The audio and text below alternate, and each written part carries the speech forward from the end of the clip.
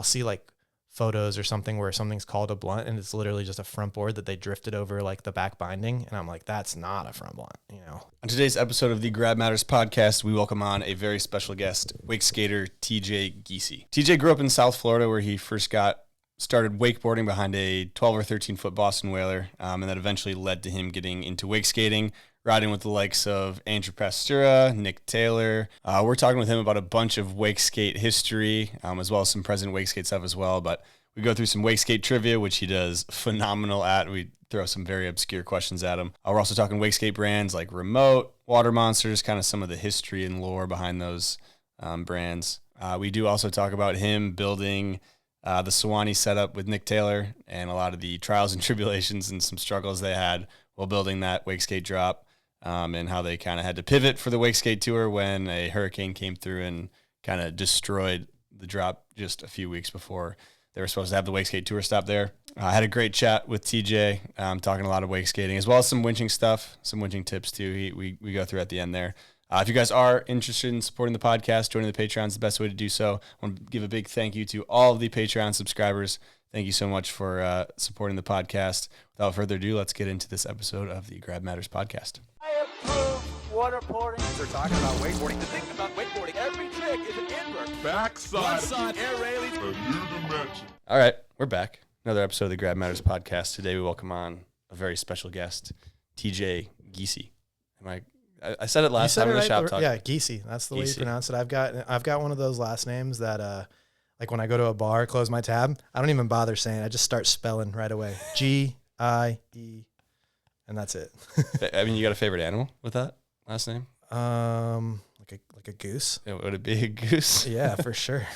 But like what a corny ass question. But like multiple of them, you know, because like geese. Yeah, Giesey. It's good Giesey out here. Yeah, take a gander at things every now and then. I want to take a set. Oh, it's too Giesey out there, dude. One of my favorite disc golfers has the last name like that. It's not Goose, but it's Gossage, and they call him the Goose. So I'm kind of down with it. I mean, yeah, there could be way worse animals than a goose. Start leaning into it, wearing like his merch with the goose head on it and stuff. There you go, dude. That's a good logo.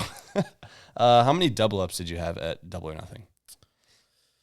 I know the format was, I think it was everybody got 4, right? I definitely got my 4, but I'm pretty sure that I also took a bonus dub on the way out. So you were like Luka Kid taking extra dubs. I did. Is that what happened? He took an extra? He took like 10. The crowd likes it though, right? Yeah, they do. And he landed his 1080. So I did my 4 and like, you know, thought I did well, thought I could do a little better. So took one more for the road, you know? Yeah, roadie.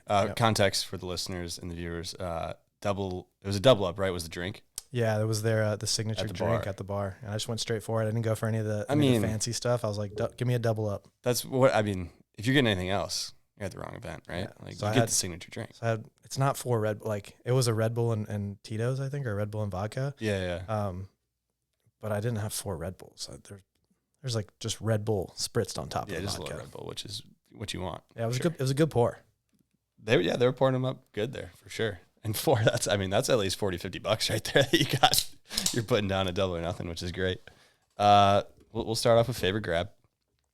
Ooh, that's a question I didn't prepare. I kind of forgot. Like the most obvious. If you're gonna prepare for any question, I was ready for the pants one. We'll go pants after. Tuck knee, got to be tuck knee. I had thought about this like beforehand. Like, why didn't any wake skaters say like a grab that you can only do on a wake skate? Like, yeah. But I hate Benihanas. Why do you hate Benihanas? What? I don't know. Like you just weren't supposed to think they're cool. Even like from when I was younger, like skateboarding, I remember Benihanas were just like, it was not a cool thing to do. I tried to do one. There was Drew McGuckin used to do them really good back in the day. I remember watching like Sfumato and some other videos and seeing him do it. And I was riding a Drew McGuckin like gator boards back in the day and was like, I'm going to do a Benny just like Drew, and caught like the worst splits maybe that I've ever had, because wake to wake splits is like on another level. And I never tried another Benihana after that. I might have to dig that one up, because I'm a big fan of like, now if I get hurt on something or like I have to go back and revisit it. I can't have that like that trick that I don't do because I got hurt. So that's one I might have to go revisit. It's a good kicker trick too. I should just do it. Yeah, I think you should. I think if I were to start wake skating again, I would do Benihana. I don't care if it would look cool or not, but yeah, let's do a little Benihana let's session. Do it. Yeah, I think it's gonna take me a lot longer to learn than you, but yeah, we'll figure it out. wake pants. Thoughts on them? Yeah, I feel like I've probably worn pants while riding before, like, cause I've ridden in costumes, but like that wouldn't count, right? If it was part of the costume was pants, it's got to be for the fit. It's got to be for the fit. Yeah, I have not dabbled in it myself, but I will say that I'm for it because one of my favorite wake skaters wears them. Tim Van Dorment. Mm-hmm. Yeah, he does it. He's always wearing the pants. So I think he rides where it's cold mostly, and he's wearing a full suit, so it just makes sense. But yeah, he makes it look good. So he makes it look very good. I got a pair for the winter, locked and loaded, that I'm ready to try out. Oh, you do? Yeah. Okay. Yep. I almost did it during the summer too, as like because like we're brothers. I've got the fair skin as well, and I'm always trying to hide from the sun. Like I almost started like trying it out just for the sun protection, because like it's easy to forget about the legs when you're out there at the cable all day. You wear the hooded shirt and all that, you're protected, but the legs you could coat them up as much as you want in sunscreen, and yeah, they're still getting slow baked. They are. That's the wake pants in the summer thing. It's just too damn hot, dude. I don't know. Summer sport, wear shorts.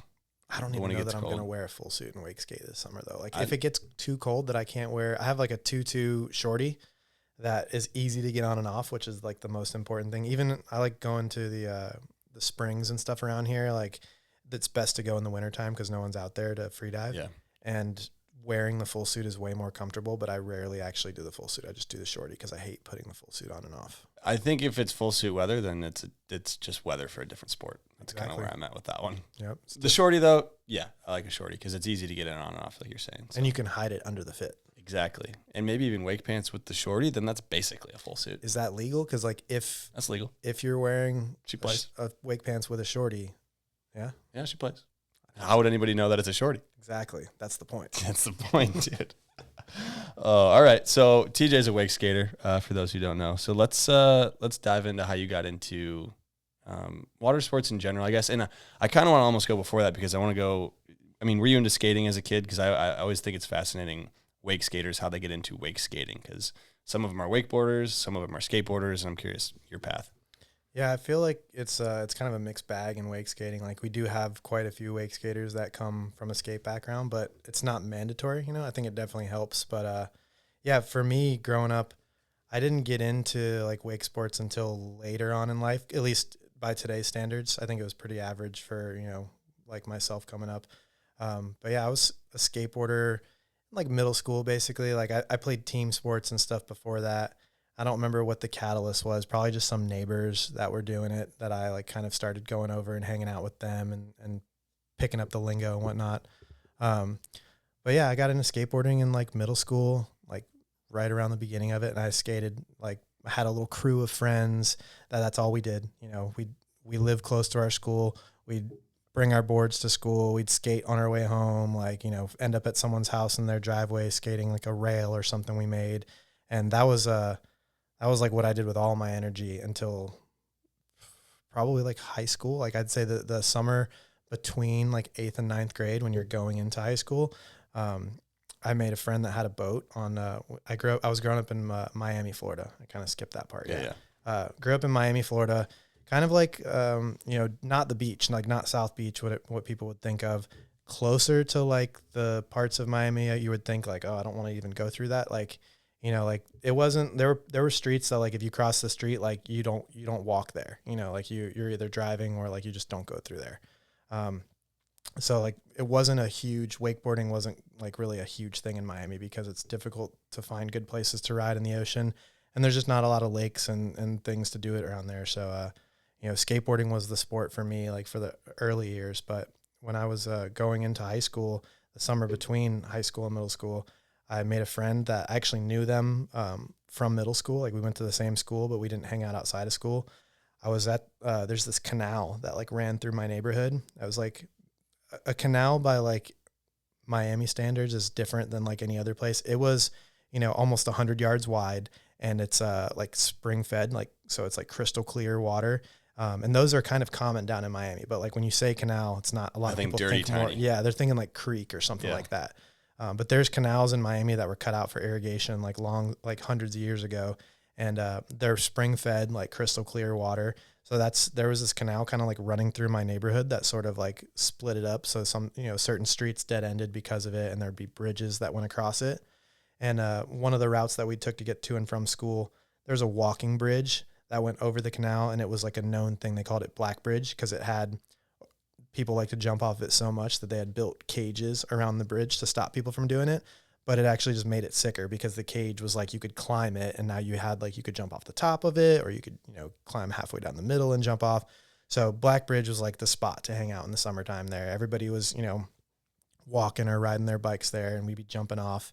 And one of the days I was there, a little like, you know, 12-foot Boston Whalers like cruising, and they're pulling like somebody on a knee board just bopping around, and we're all like, you know, I had no type of like boat or water sports etiquette at this point. Like when I was real young, I'd go fishing with my dad, but that wasn't like, I didn't go out in the boat or anything at this time.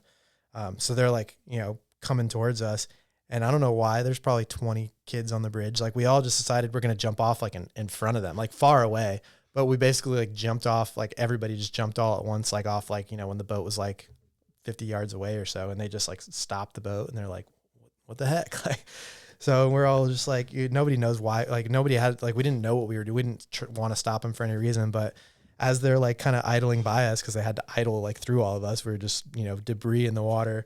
I recognized one of the kids in my boat, or in the boat. He was like in my, you know, math class or something. And I was like, hey, Keith, like, and I waved at him. He kind of looked at me, like, we weren't friends. I think at one point, like we might've had like a bad interaction in school. So like, he was just kind of like, hey, like, what's up? And it was their twin brothers. Like it was him and his brother that were in the boat with like one other friend, and they're kind of just idling around, and we're like, you know, chatting. And I was like, I can do that. You know, like I had knee boarded like one or two times, not behind a boat, in like a puddle. Like after the hurricane, we'd get like the ditches would flood. Behind like, a car? Like either like that or like an adult, usually like an adult. Oh, running. okay. You know, we were young, like young doing this. Like somebody's dad would just run and pull us. Like my dad did it before, but then like other neighbors in the street, whoever we could get to pull us, they'd just be running or on a bike pulling with a handle, you know, or even just a rope.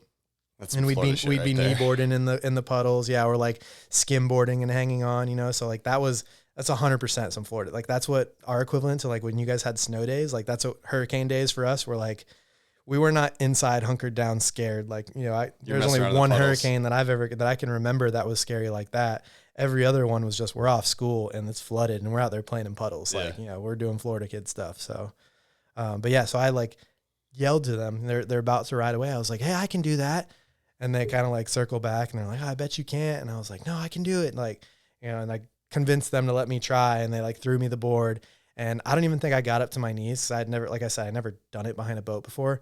So I just like kind of like belly drug like up and back in the canal. You know, they drug me like all the way to the end, and I fell. And then at that point I was like away from the bridge. So like, you know, they picked me up, put me on the boat, and we're, you know, shooting the shit. And they had a wakeboard in the boat, and I was like, dude, what's that? And they're like, it's a wakeboard. And I had seen it before. At this point, you know, I like skateboarding. So I'm like watching, you know, it was before Fuel TV. Like Fuel was maybe a thing like at this point, but before that, what I'd seen wakeboarding on would have been Blue Torch. It was like they would air like the X Games and stuff back in the day. So Blue Torch TV was something that was just action sports. Like it could be skateboarding, could be surfing, but wakeboarding would be in it quite a bit. And I had a trampoline in my backyard, and I was like all into doing flips and stuff. So when I saw that and saw the flips that they were doing on TV, like I even had a rope at one point, like tied to a tree, never rode a wakeboard. And I was just like, this is like that thing that they do, you know? And I'm like just doing flips and like learning how to do like the Rayleighs and stuff, like with my rope just tied to a tree. So when I saw the board in the boat, it like piqued my interest, and I was like, I want to try this, you know? And they had to take me back to the bridge anyways, where like, you know, my friends were and everything. So they like just, you know, threw me in the water with the board, and like little to no instructions. They're just like, just go for it, you know? And, I eventually, like it took a long time. Like it took me way longer to get up than like now. If I had to teach someone, I know I'd pop them right up, especially at that age that I was. Zero instruction, like, zero experience. Yeah. They were like enjoying watching me, you know, just like eat it. It was more of like paying dues, like a rite of passage, you know, where they were like, let's see, like, you know, so like dragging me on my face, like, and, you know, that by the time we get back to the bridge, like I had gotten up and I was like barely just holding on, riding straight, you know, and just like let go in front of my friends, take the board off, give it back to them. And I'm just like hyped on cloud nine after that. I just like somehow swindled my way onto this boat, like made new friends, got dropped back off with my friends. And all of a sudden I just came back on a wakeboard. Like, you know, it was it was a hype moment for me. So I like, you know, kept going. They didn't like invite me to go back, like to go out with them again the first time, but we were going to that bridge, like, you know, 5 days a week in the summertime then. So it just became a thing. Like they'd come by and I'd like flag them down. I'd get picked up again. And like, eventually we started hanging out and like, and doing it more. You know, I think they came over to my house and I had a trampoline. They didn't have a trampoline. So like, then we're all like jumping on the trampoline and learning stuff. And the way, I didn't live on the canal. Like they actually, Keith and Kevin, they had a house on the canal. So like, you know, nothing fancy. Like it looked like a regular suburban house in Florida. It just happened to be like right on this little body of water. And the canal like ended, like dead ended at like the street that I lived on. So I could just like walk across the street and get picked up by them. Like and they just kept the boat in the canal? Yeah. So the boat stayed in their backyard. And like when, you know, I'd call their house, you know, it was the house phone days when we were kids. I'd call their house and one of them would come drive to the end of the canal, pick me up, and I just, you know, run across the street and get in. And that was like, that went from like, you know, it pretty much escalated to being like the thing I did every day in the summer. And there at that point, like it was Keith and Kevin Ricklick there. My buddy Keith he lives in Orlando now. He still wake skates. But I was riding with them all the time. And, their brother, they had an older brother that moved up to UCF. And I never really like met him, but he was like a legend. Like that Mark Ricklick was the one that they were like, Mark can do flips, Mark can do 360s. You know, none of them were doing that yet. Maybe like Kevin was for sure the best. I mean, you're behind a whaler, right? Yeah. It's like a 12 or 13 foot whaler. So like Mark was like this is what you could do. You can do threes and you can do backflips. And Kevin was like trying, he like the one twin was trying to do backflips and trying 360s. But other than that, he was wake to wake, heel side, toe side, 180, switching regular. Like he had all the basics down and was basically teaching all of us that. So, for like that whole first summer, I was just chasing every trick that Keith and Kevin had, you know, just whatever.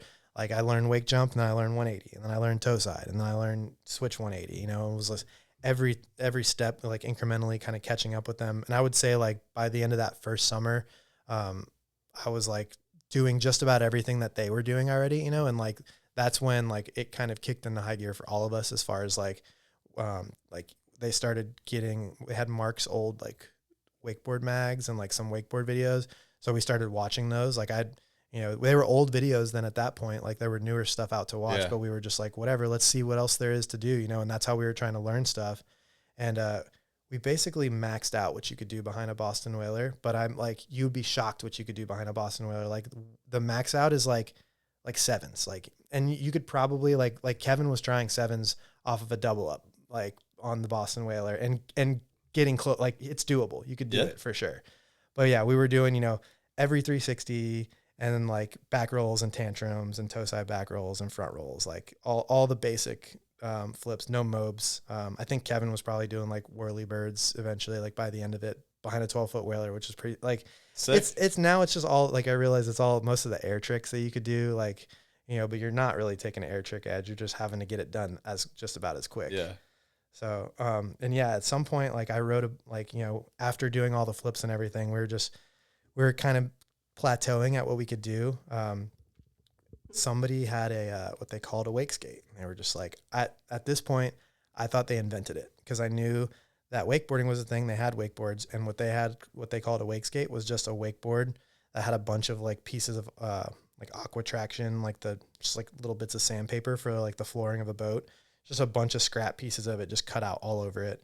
And they called it a wakeskate. It wasn't cut down or anything. It was just a full size wakeboard with no bindings and some grip on it. And it was kind of like the thing that they were like, oh yeah, like we've already rode twice today. Like you guys want to try the wakeskate? And I was like, what's that? Sure, let's try it. You know, and as soon as I saw it and they rode it, I was just like, oh, you guys don't like, I know what we can do behind this. You know, they don't even at this point, like they weren't skateboarders or skate at all. So I'm like asking them, I was like, has anyone ever done a shove it? They're like, what's that? I was like, has anyone ever done a kickflip? Hasn't like and I started just firing off tricks and they're like, I don't know. And so the first time I rode it, you know, wake to wake, heel side, toe side. I think I even did wake to wake 180, like just popping 180, like cause at the time, most of the basic tricks I could do on a wakeboard, like no 360s, but like for sure wake to wake, heel side and toe side. And like, you know, some 180s and stuff were happening. And they were hyped on that because like for them, it was like, you know, let's see if we can go wake to wake on the Wakeskate. So I remember like, they were like, dang, like you're good at riding the Wakeskate. And like, I was immediately like went home that night and was just like, what is Wakeskate? You know, like Google, I don't even think it was Google. I'm pretty sure Yahoo was the bigger search engine at this point in time. So I'm like, what is Wakeskating? You know, and it brought me to wakeskating.com. I wanted to ask about this. The first wakeskating.com was like, and this is how why it was such a prevalent website for people, like for wakeskating at this time, is the owners, like whoever hosted the site, they did a good job. They made sure like they popped. I mean, they weren't competing with a lot, but their website did pop right up at the top, and it had everything you could want. You know, it was trick tips, tutorials, and videos, and articles and stuff. And it was run. I think it got sold, but it was run at the time by a guy named Dave Baruch, and they had a moderator, and their name was Electric Snow, and Electric Snow was just like the encyclopedia of wake skating. So, and I didn't figure this out until later, but you know, I just completely obsessed myself with the website for like 2 days. Just watched every tutorial that was on there, watched every video, like kind of got a lay of the land of like, you know, I think there was an article about Aaron Reed landing like the first wake to wake shove or something at that point. So I started to know like some names and like players of like who, you know, what's going on. And right around that same time, you know, I'd been into it like for like a year or two now. I think there started to be some contests like near me. There was like contests nearby in Miami. There was the LTS Wake Tour, which was like Dean Lavelle, which I'm pretty sure someone's talked about here. He's it was like a big ski school, like kind of almost like Fort Lauderdale. So like quite like almost 2-hour drive away from me. But that was where like the closest wake scene was happening to me, was like these LTS like inner like grassroots events, you know. And I remember we started signing up for those, mainly just not because we were like, oh, we're so good, we're going to go win. It was because they rode behind an Nautique.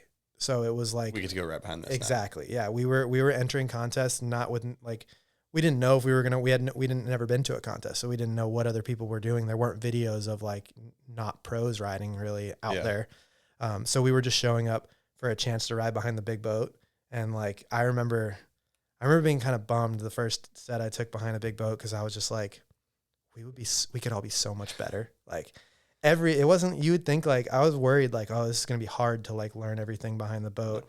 Like within the first, like one wake to wake back and forth, I just realized like, I don't have to edge as hard. I don't have to do anything as fast. Everything is slow. Like everything just felt way more doable. And like, and I could see how like, oh yeah, you could just, if you got a 5 real good, you could just kind of dump the handle over and go to 7. Like, so I remember being like, I'm never going to get anywhere. Like trying to wakeboard, like unless I could find someone that has one of these boats.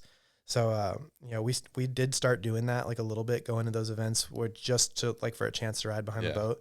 And then, like one day we saw on the canal, there was like a Mastercraft, like Stars and Stripes. Like somebody moved in like on our canal that we always rode on. And there was a Stars and Stripes, like tied up one day. And we were like, yo, who's got the Mastercraft? Like we got to make friends, you know?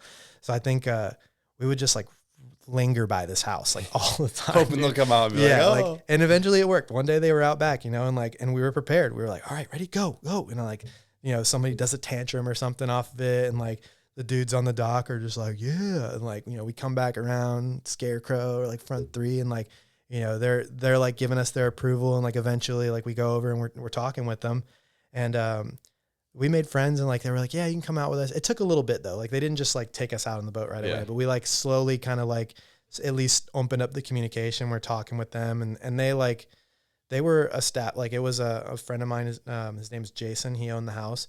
And then it was these 2, funny enough, another 2 twin brothers that were wakeboarding that were older. They were probably a good, 10 years or so older than us. But they ran a camp in Miami Lakes called Wake 305. So, and they had like a 210, like a Super Aeronautique 210, and they ran an actual camp, and it was on the same lake that a lot of the cassette stuff, like Thomas Harrell rode in Miami. He was riding down there. And they also rode at like Marine Stadium, which is that like, it's a place down in Miami. There's been a bunch of wakeboard shoots there and stuff, but it's like this big, super graffitied like concrete structure that's right on the water, and it's a bunch of seats. They used to do boat races and stuff. Oh there. Yeah, I've seen a mini documentary about this, but yeah. It's been like, you know, people have shot on it and done photos and stuff for wake. But there was a part in like the cassette Sfumato video where they like used to be able to climb. You could break in and climb onto the roof, and the roof was like a bunch of mini ramps, like spines. It was just this cool textured concrete that was perfect little mini ramps. So, but it was so sketchy to climb. I've been on top of it one time, and I've seen like videos of Thomas and Danny and all those guys skating him and being up there. To get onto the roof, like you have to go all the way to the top, like, you know, and it's like a football stadium seating, like you're 4 or 5 stories up by the time you're in the back row. And to get onto the roof, you literally have to like go out the back of the, like where the last row of seats are, where the wall is. There's a gap between like the wall and the roof, and you have to like crawl through it and basically like go back over top of the roof, and the roof overhangs it a little bit. So basically at one point you're like dangling, pulling yourself out and looking down. Yeah. It's sketchy. But yeah, like they started doing, they had a camp that they were running out of that place and Miami Lakes. So when we started riding with them, on the canal behind the Stars and Stripes, which they were like not wakeboarding really behind that. They would a little bit, but they were wake skating behind that. And I remember being like, oh yeah, we wake skate too. And at that point, somebody had like bought, I think like my stepbrother. Did you say you get a legit one at this point? Yeah, my stepbrother like bought, like, you know, we mowed lawns, and he like bought a cheap flat deck. Not cheap, it was cheap, you know, in today's standards, but it was expensive for us as like, you know, 15-year-olds back in the day. But yeah, somebody bought like a campus flat deck or something off eBay. And we had been riding it a little bit. We didn't wear shoes because we didn't know that was a thing. There didn't really, or at least like the board we had foam, and we just didn't wear shoes yet. But I learned how to shove on it. And like, I remember seeing them ride. These guys ride behind the Stars and Stripes, and they were like, yeah, we don't really wakeboard behind this. Like if we're going to wakeboard, we'll go to, you know, ride behind the Nautique and Miami Lakes. Like we mostly just wake skate out here. And I was like, well, I wake skate too. Like, let's go. I'll come out, you know. And I remember them being, they were doing a lot of like 180s and like lip tricks and stuff, and them being hyped on me able to shove, you know. And that like, these guys were, you know, in their 20s, like, you know, mid 20s.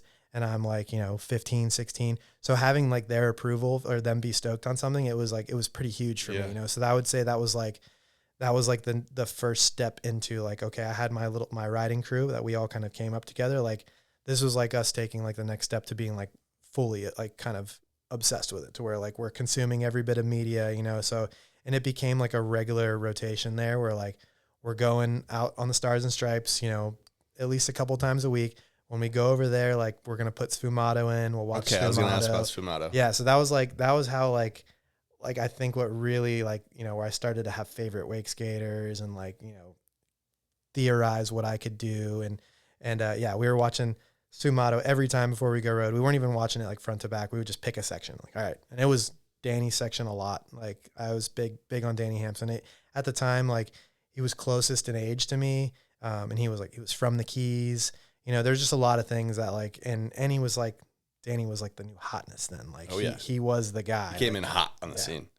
So like we were watching Danny, and I remember like just trying to replicate his tricks, you know, doing these like wind up where he would do these like front 270s like onto the lip. And part of it, like, you know, if he was spinning front side, he'd wind up, he'd take his hand, like put it across his body, holding the handle in his backhand and like sling into it. And that was like his signature thing. But I mean, at that point, like if there were people riding a wake skate, you see it all over. Everybody was doing that back then. Like that was, you know, what you're trying to learn. You're trying to emulate Danny and Aaron and Thomas.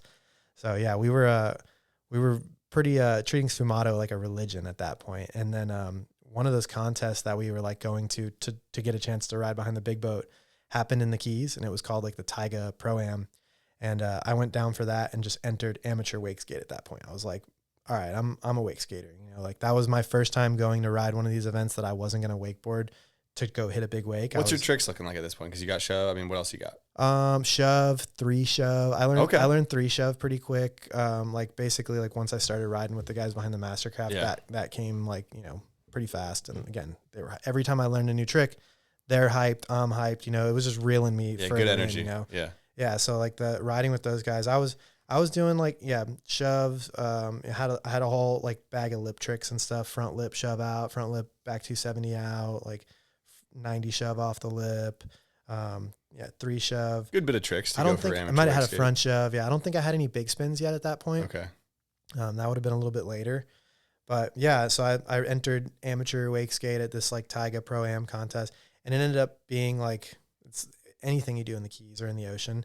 It did what the ocean does, and it was like 3-foot rollers the day of the event, like on, you know, blowing onshore wind and over knee high rollers. And I ended up like, I had ridden and shot before. So like I knew what to do. I just went and like stood as close to the wake as I could, basically like in the trough of the wake. So it was like still choppy, but it was protected a little bit there. And I did like a shove and a lip slide 270. Like I did some tricks, and like everybody else was just at least in my like amateur wake skate division, everybody just else was probably struggling. Yeah. And I definitely Andrew Pastura was there. He rode amateur. He got beat. First and only time that ever happened. Put that one in the Insta bio. Yeah. Yep. Took him down that year. The next year he came back and rode pro and won, and it wasn't like 3 foot tall rollers, but yeah, I'm not even sure that Andrew remembers that, but I definitely do. And I could bring up the heat if I had to. It's real. That's what you're saying. Yeah. But yeah, so in that contest, that was like my first one that I like just like made the decision. Like I wake skate now. Yeah. And I wasn't, cause every other time, if there was an opportunity like that, I would wakeboard. I'm going to ride behind the big boat. So I had to like decided I was a wake skater at this point. And, because it was in the Keys, Danny Hampson was there at that event. He was riding the pro event in that one. And I think I just like somehow I wanted to be involved. So I don't know if you've like done many of those like boat contests in that way, but basically every rider has their own rope and stuff. Like, like you have your whole kit and everything. So I like volunteered after I had rode. I was like, I want to be in the boat when the pros ride, and they're like, cool, come roll. You can roll up some ropes and you can ride with us.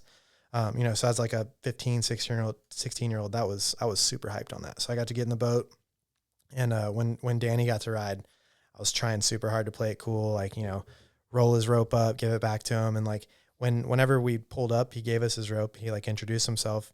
I told him my name. He remembered like, when we were done, when I handed him his rope back, he was like, thanks TJ, and like, again, like your people that you're looking up to starting to like, validate you and stuff. It was a big deal for me. So like, I was like, dude, I got to go back to another one of these contests and ride again, like, and make, meet more wake skaters and get more into it. And yeah, like I think they did that contest 2 years. I went back the next year. Danny is like the most professional dude ever. Like, remember a whole year later, the only interaction we ever had, as soon as he's like remembered me by name. That's and wild. Like, yeah, some people are like that. Like he's one of those guys, like he's always had like that, the sales side of it too, because that's what that is. It's a huge sales tactic. If you can remember people's names, like there's nothing there more excited to hear, know? So like, he was there, remembered me. I was like, that's so cool. But there was a couple other people that came this year. It was like just a bigger year for it. And I ended up making friends with this guy named Dave Hansen. And he was also, at that time, I would have considered him a pro wake skater. He was probably still viewing himself more as coming up too, but to me, he was more established. And he was making videos and stuff. So Dave was coming down there for that contest. I think I found that out on wakeskating.com. And I like sent him a message, and I was like, hey, like I'm going to be down there too. Like we should hang out.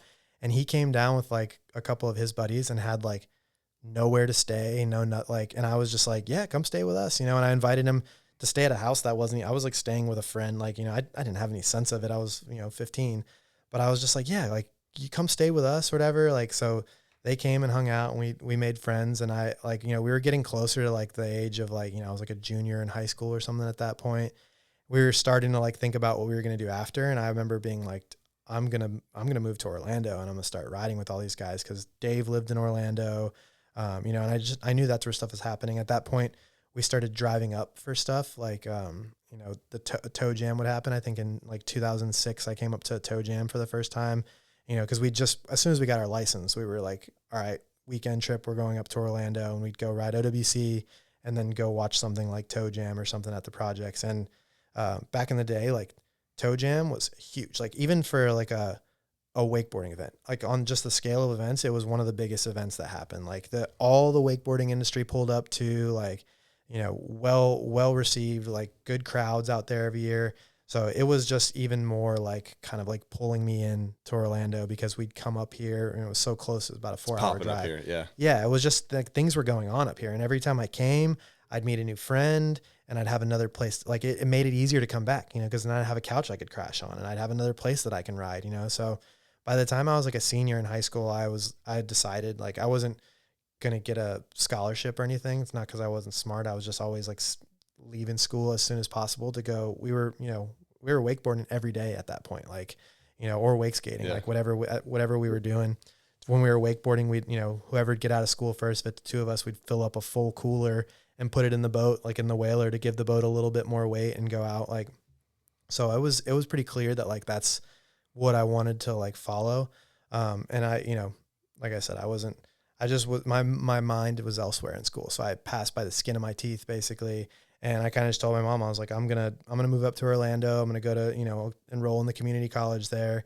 And I'm just going to wake skate and try to be close to this and make friends there, and my mom was super supportive of it. So it wasn't something where it was like, okay, we'll get you a house, here you go. Like she was like, you need to get a job. How are you going to pay for this, all this stuff? But at the end of the day, like, that's what you want. Yeah. Like, and like, if I, like, there was definitely months, that I'm like short on rent because I worked, 20 hours a week or something and wake skated a bunch. And, like she never left me high and dry, but she also never left me with the feeling of like, you're set. It was always like, what are you going to do for money? So, but luckily, like with wake skating, I wasn't having to fill up a huge boat with gas or anything, like, and when I first came up to Orlando, I right out of high school, basically literally graduated in like June, loaded up a U-Haul and was out the door by, in July, and moved into a place on Lake Howell with, friends from wakeskatering.com. So I had a friend, Fry, who was living in California, and then another friend who lived in Jupiter, Florida, named Scott Bass. And all of us communicated all the time. We were kind of like meeting up every now and then to ride. And yeah, we were like same age and kind of on the same timeline for graduating, and all had the same dream of like, we want to move to Orlando to wake skate. So like internet gave me my first roommates to, which is not that crazy of a thing now, but back then, like it wasn't a thing. People weren't like meeting people online and moving in with them, like that's a thing that people do now. It was not then. So yeah, I remember like telling that to my mom, like she was like, who are you going to live with? And I was like, I'm going to live with Fry and I'm going to live with Scott. And like she met them before we moved in together, but I'm telling her like, this is how I met these guys, and yeah, like even before that, she knew that like the wakescating.com was like a unique thing, because I also made a friend from France that eventually like came and lived with me for like 2 years and was basically like my adopted brother, straight up through wakescating.com. Yeah. Like that was like my last 2 years of high school. I had been wake skating a lot, like got on .com and was like, chatting with people there. And this guy named Kevin Calvez, he was a pro coming from France. And when I say pro, like, I mean, he had like Spy and Billabong, like he had like real sponsors, and he was good. Like I'd seen some like cover up Unleashed of his and stuff. Like he was legit. And he came to Miami to go to this like American business school where it's like, the main goal is to learn to speak English, but it's like in the context of business. Like, you're learning like the way, business works, but also mostly learning how to speak English. And, when he first came here, like when he first came for that, he went to Palm Beach, and, there was another like wake skater that he had family that lived in Palm Beach, like part-time. So when he came, like he met up with them basically, and they had like they were water skiers or like a water skiing family. So he met up with them, was like wake skating. They introduced him to some of the friends that I knew from wakeskatering.com that lived in Palm Beach. And, after they rode together the one time, they were like, he told them he was moving to Miami. They just gave him like my phone number. They were like, hey, there's this guy like TJ, he lives in Miami. Like you should hit him up and ride with him. So at the time, like I'm like I said, a junior or senior in high school. I had like that on the job training where I could like, I'd finished my academic credits like early, because I was like a little bit ahead of schedule from just middle school and stuff. Like by the time I got to like junior, senior year, I had, only I had a couple mandatory classes that I had to do. And then the rest of it was filled up with electives and stuff. So I took on the job training so I could leave school early. And part of that was you have to like get a job and prove that you're going somewhere after school. And I've got a job at like the local mall near me at a place called Sun and Ski Sports. It was like a ski shop. Are they still open? Yeah, Sun and Ski Sports is still open. That sounds familiar. It's a chain, yeah. Ah. So, Sun and Ski Sports, and they sell like snowboard gear, ski equipment, but also wakeboarding gear. They also had like a full skate shop in there too. And that was where I was going, like to buy skate decks when I was a kid. And like, if I wanted to see wakeboarding stuff in person, I don't think I ever like bought a board from them, like a wakeboard from them, but I would go there to like see the new boards in person and stuff. Shop culture was the thing back then. Yeah. So I like, that was like the no brainer. I was like, I'm going to apply there. I'll get a job there.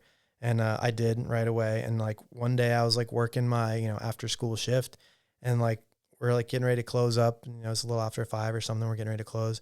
And my manager like comes up to me and she taps me. She's like, hey, you have a phone call. And I was like, what? Like, I don't even know what's the number for this place. Like, how do they know that I'm here? It's so put off. But I go and answer it, and I guess like it was Kevin. He had called my house because that's where my friends that I rode with gave him his number. He called my house. My mom answered, and she's like, who's this? He's got a super thick friend. Like, he barely spoke much English.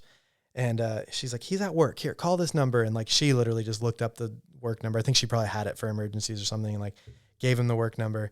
And he calls, and he's just like, hello, TJ, I would like very much to ride with you. And like, no, did not give an intro or anything. It just started right into that. And I was just like, what is going on? But I gathered from it that he was like, oh, he was trying to wake skate. He knew that I wake skated. He wanted, and I was like, yeah, sure, whatever. Like, just call me tomorrow at my house. Like, I get home from school at 2:00. I was like, call me tomorrow, and like, we'll meet up and we'll ride, So he did that, hit me up, and he's like, yeah, I live on Miami Beach. I'm like staying in this, it's like a hostel basically. Like he stayed with a bunch of other kids that didn't speak English. And Miami Beach was kind of far for me to drive. It was like almost an hour drive. So I went and picked him up, and we rode, like took him out on my boat. And I think like the first time I picked him up, we didn't take him home. Like, he missed school the next week. Like, it was a thing. And then like he started staying over my house so much that my mom was like, doesn't he have like school and stuff? Like, what is he supposed to be doing? And like, is this guy's deal? And it was like a thing where we were like super worried. Like, he was super worried for his dad to find out, but like eventually they found out, and they're like, okay, he's not going to school. But at that point, like, he had made a whole circle. Like, all of my friends were now his friends. We were bringing him to school. Like, he was coming because like, we're hanging out with all of our friends outside of school. When he's staying at my house, he's just waiting around for us all day. So eventually he just started coming to school with us. We had uniforms. I just gave him like a uniform shirt, and he's just hanging out at my school with me. Like, we had because I had like the on the job training thing, like one of my like electives was like just an office aide, like an activities office. So it was like the office where you would go to get your new ID card and stuff. So you were forging some documents? I never said that. I just said that was what you were doing. That's why he was allowed to hang out in there. And then he had a place to be also, because you can't just hang out. You can't come into class with me, So when I go into real classes, he goes into the activities aid, and like the teacher that I work with there knew the deal, and she was like, okay, just like clean stuff up over here, and then like don't let anyone know what you're doing, basically. And so we were just like every day doing that, and when we get out of school, we'll go ride, and like that upped the wake skating level even more, because now I had like a wake skater that was good, and like Keith was good. Me and him were like the person that I started riding with. Him and I were like learning together on like, similar levels. Maybe I had like a step on him a little bit because I had the skateboarding background. But when Kevin started to come ride with us, like Kevin was doing, he could ride the boat. So he was doing like toe shove indies wake to wake, which to me was like Brian Grubb does toe shove indies. Like, that's like a pro level trick, and like I couldn't even go wake to wake on a big boat like that, really. And he's doing like 360s wake to wake, and just, it was impressive. So I remember like I was like wanting to ride with him all the time.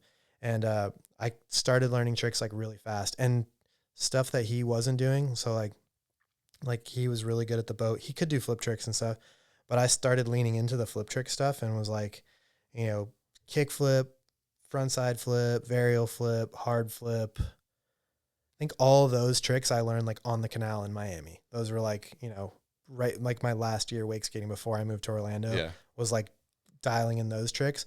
So by the time like it was time to go to Orlando, I had tricks like that would have been, if I could land them, at will, I could be, in a conversation at a contest. So I thought I was like starting to like get close, and I knew what I needed to do was like go, because I saw what happened when I rode with Kevin. Like, when I rode with him, I got better faster because he was better. He was pushing me, whether he was giving me tips or not. It's just like the competitive, like, back and forth and just pushing each other. Like, it was my first experience with like, okay, like this, you can like feed off of other people's riding. So yeah, like after like I said, I'd met some friends in Orlando. I made it a point to move up here. So I moved in with, my friend Fry, who moved from California, and then Scotty, who moved from, Palm Beach.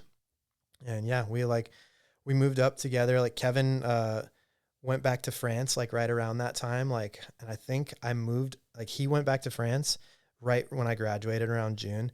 And I moved up there, got everything situated. And then like as a part of like a graduation gift from my parents and Kevin's parents, they like basically split a plane ticket for me to go to France and hang out with Kevin. So like that was pretty much like right when I moved to Orlando, like I took that trip. Okay. And I got to go, it was my first time ever leaving the country. I got to go over to France. Kevin lived in Paris, so they picked me up in Paris. And his family had like a wakeboarding camp there. They had a house in on the river in Paris, and it's called Wake City. They still have it to this day. It's like if you went like looked up riding until they had a wake park in Paris. If you looked up where to wakeboard in Paris, Wake City was the spot that was going to come up. And yeah, so I went there and kind of, you know, took some jet ski sessions with him there. And we probably spent 3 days in Paris doing like touristy stuff. I think I did like 2 whole weeks there, like in France, but only a couple days in Paris. And then we took a train to like the south of France, and we kind of stopped at a couple different like kind of more rural towns along the way. They all had cables. So I was going to ask about your European cable experience. Yeah, so. It was I think I had ridden cable, only ski rigs and ODub. Yeah. It wasn't super regular, you know, like 10 times or less total since then. You know, it was just expensive, and it was not the easiest, most accessible way for me to ride, at least at that point. Yeah, so like I knew of riding cable, and like Kevin was the one that kind of, when he started, like he was the reason we went to Ski Rixen the first time, because he was like, hey, there's a cable park here, we should go. So the first cable I rode was Ski Rixen, and it was with him, and it was because that's what he rode a lot of back home. He was either riding his jet ski or his boat, or he was riding cable, but cable was like, you know, big over there already. So I knew like that there were more parks over there, and he definitely told me like the parks are better over here. Like we just have so many of them, you know, whereas like Rixen was cool. We have a couple obstacles we liked, but for the most part, we were just hanging on for the whole big lap and hitting like a couple of things that we liked. So yeah, when he kind of showed me around, he picked like a few of the parks that he liked the best. They were ones that he had good relationships with as well too. So, you know, it wasn't just like we were pulling up as customers. Like he rode for Billabong and Spy. Like, you know, he was like the guy in France. Like there wasn't a more popular or well-known wake skater than Kevin. Even like Leo Labadens was like, him and Kevin were really good friends. But like Leo was like up and coming, and Kevin was like established. Yeah. So like when I went there with him, I met Leo for the first time, like, cause we went to Leo's Cable in Toulouse, which is TNS, I think. It wasn't called that back then, but I think that's what it's called now. We went to that cable, and they had they were having like this contest called the Wakeskate Cup. And it was, must have been 2007 or 2008. I think it was the first Wakeskate Cup they ever had. And that contest still happens to this day. But yeah, so we like went there, entered a contest. I don't remember how I did. I feel like I did okay. It wasn't my best riding, but like at that point I could do a kickflip like any session. So like you're going to be like for sure top 10 if you're. I was going to say there can't be that many people in the world doing kickflips at that point. I was shocked though. I was absolutely shocked. The level of riding there was insane. It wasn't just the French guys that at the time, like the German kids were showing up too. And I remember these two brothers, they were the Kissman brothers, Kai and Jan Kissman.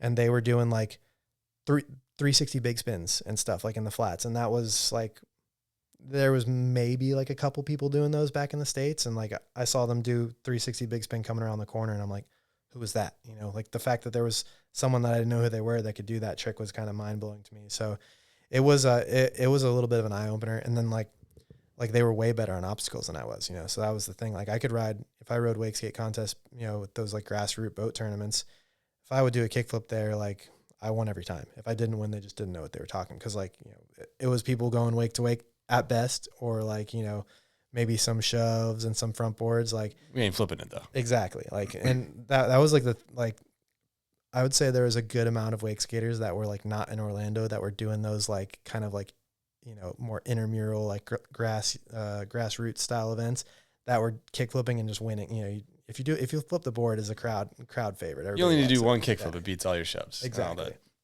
So I kind of thought that's how it was going to be in France. I was like, I got kick flips more consistent than Kevin. So I was like, we'll go and I'll do kick flips and he'll do 360s, and like, you know, we'll get first and second. It's not how it happened. Like they were good. They were over there.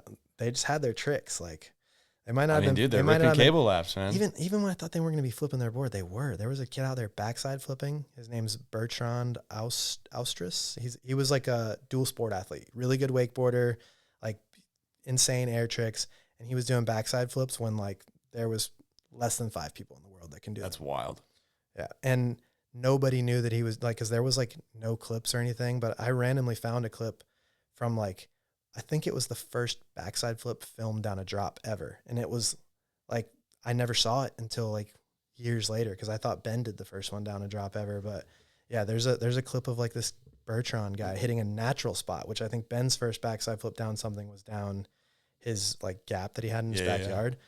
But yeah, it kind of blew my mind that I found this like 14-year-old clip the other day of Bertrand like hitting a natural spot and doing a good backside flip down it. Okay. Speaking of tricks going down, I mean, I didn't know that backside flip from him was probably the first one, it sounds like, but what's the best thing you've seen go down in person on a wake skate?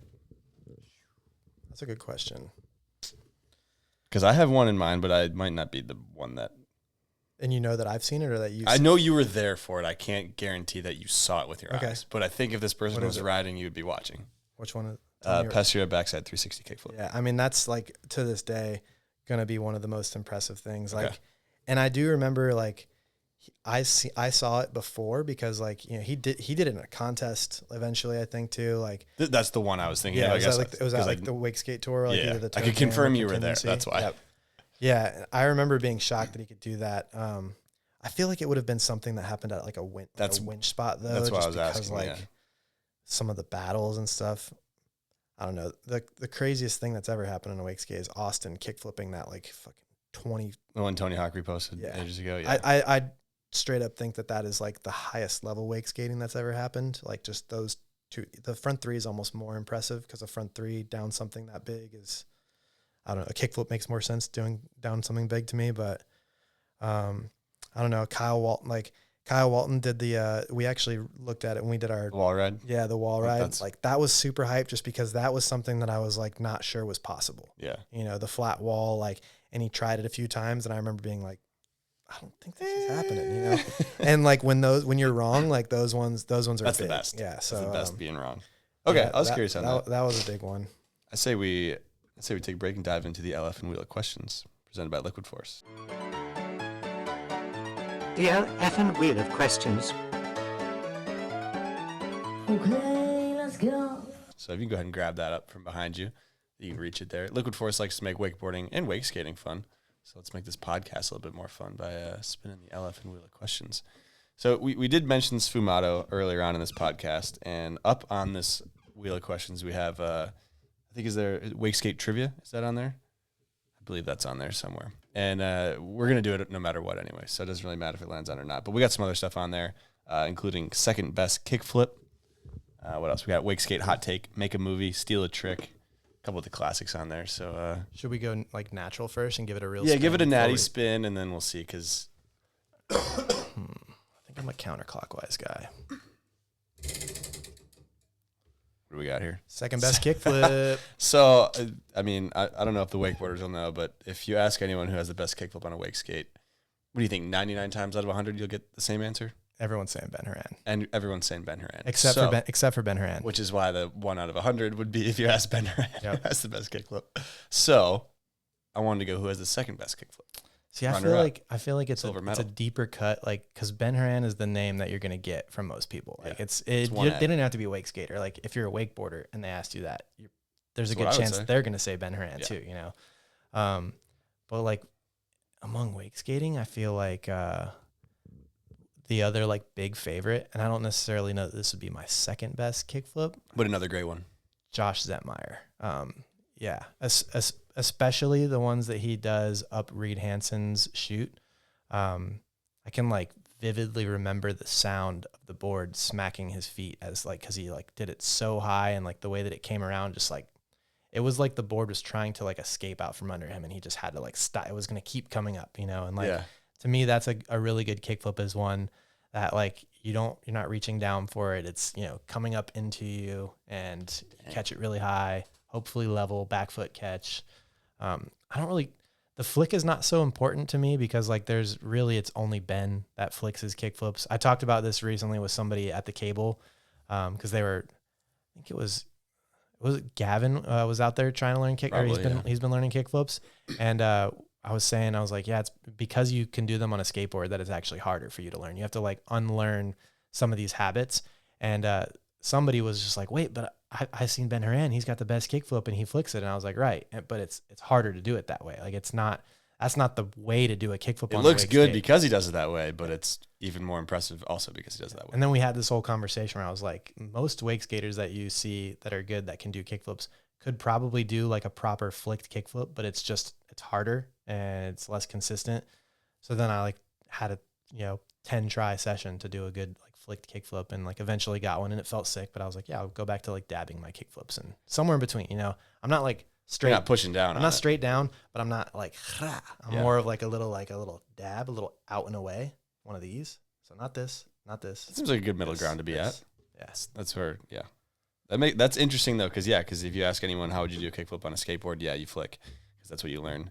But on a wake skate, it doesn't work like that for the most part. Yeah, but yeah, I'll stand on that. Josh Netmeyer, second best kickflip, and I feel like it's probably the best kickflip. It just depends on who you ask. If you ask Ben, he's probably saying Josh. Okay, that's how you know that's a good answer. I think it sounded like you wanted to do some others on this wheel, so go ahead and we'll do Wakeskate trivia after. So let's go natural spin again. Another natty spin. Well, Wakeskate trivia is going down right now. It's automatic. Do you have this thing like Bluetooth on the back? Nah, it's weighted. Yeah, that's why I got. Yeah, it's weighted. You can't. You're not going to stump me. There's no way. I think I might. Ain't no way. I think I might. Ain't no way. We're for the listeners and the viewers, we are diving deep on this trivia because you're a student of the game. As you would say, you watch the tape. Mm-hmm. So let's self-proclaimed like Wakeskate super fan, and I would say the club is like there's only 5 of us. Okay.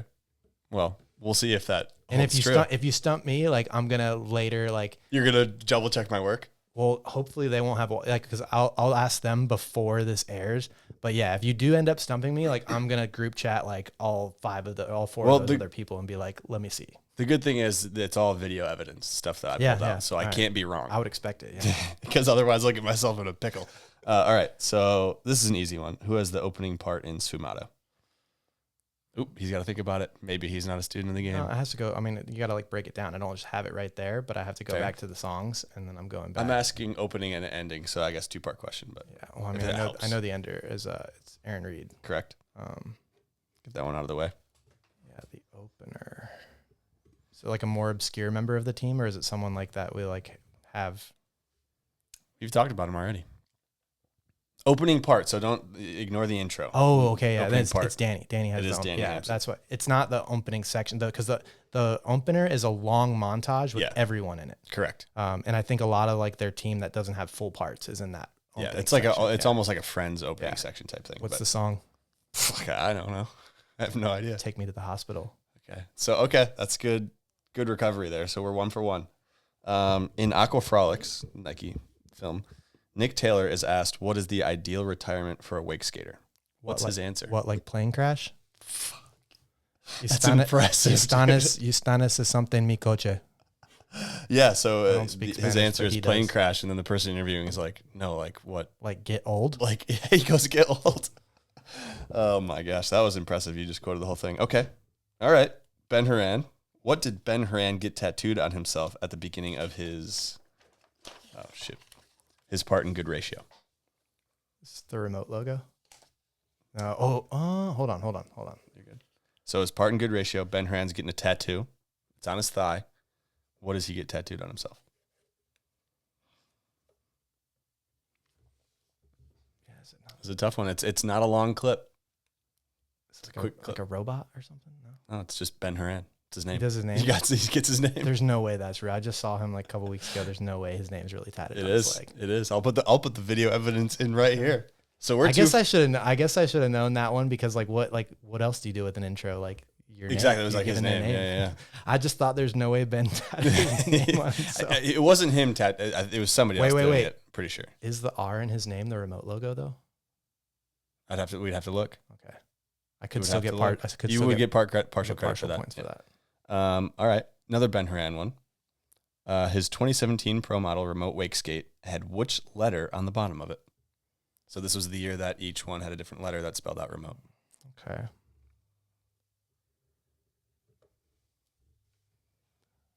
I'm sure you know everybody on the team. So Yeah, I do. I'm just running through it right now, but Yeah, I feel like it might have been the R. it was the R. Yeah, and I remember it was the gray one, right? I don't like remember what color. I'm greenish colorblind. gray or something. Yeah, it's a bad color for you then. That's really bad. And what letter did Nick Taylor have on the bottom? We did rule out just one letter there, so we have E, M, O, and T. That could be on the bottom. Nick had the E. Yeah, he did. This was an impressive showing. Those are both guesses, by the way. Like, Well, I was pretty sure, but well, the R makes sense. It's the first letter. I feel like so here's my thinking: the first ad of the team and the last ad of the team. Like Arnie. Ben was on the team first, and Nick was added to the team last, probably in that series, or the latest in that series. That's some shit Wakeskaters would think about. That would be it. Yeah. Why not? Definitely. I gotta pick an order somehow. It's not the letter of their name, right? Maybe it was their favorite like element on the periodic table. Again, this is some Wakeskate brain stuff right here. We're diving in deep. That was impressive. I'll give you basically 4.5 out of 5 on that one because that was not too bad. That was very good. Ben, what are you doing getting your name tattooed on yourself? What are you doing, bud? Oh man. All right, I want one more most iconic Wakeskate spot. So this isn't trivia, but I want to pick your brain on the most iconic Wakeskate spot that you can think of.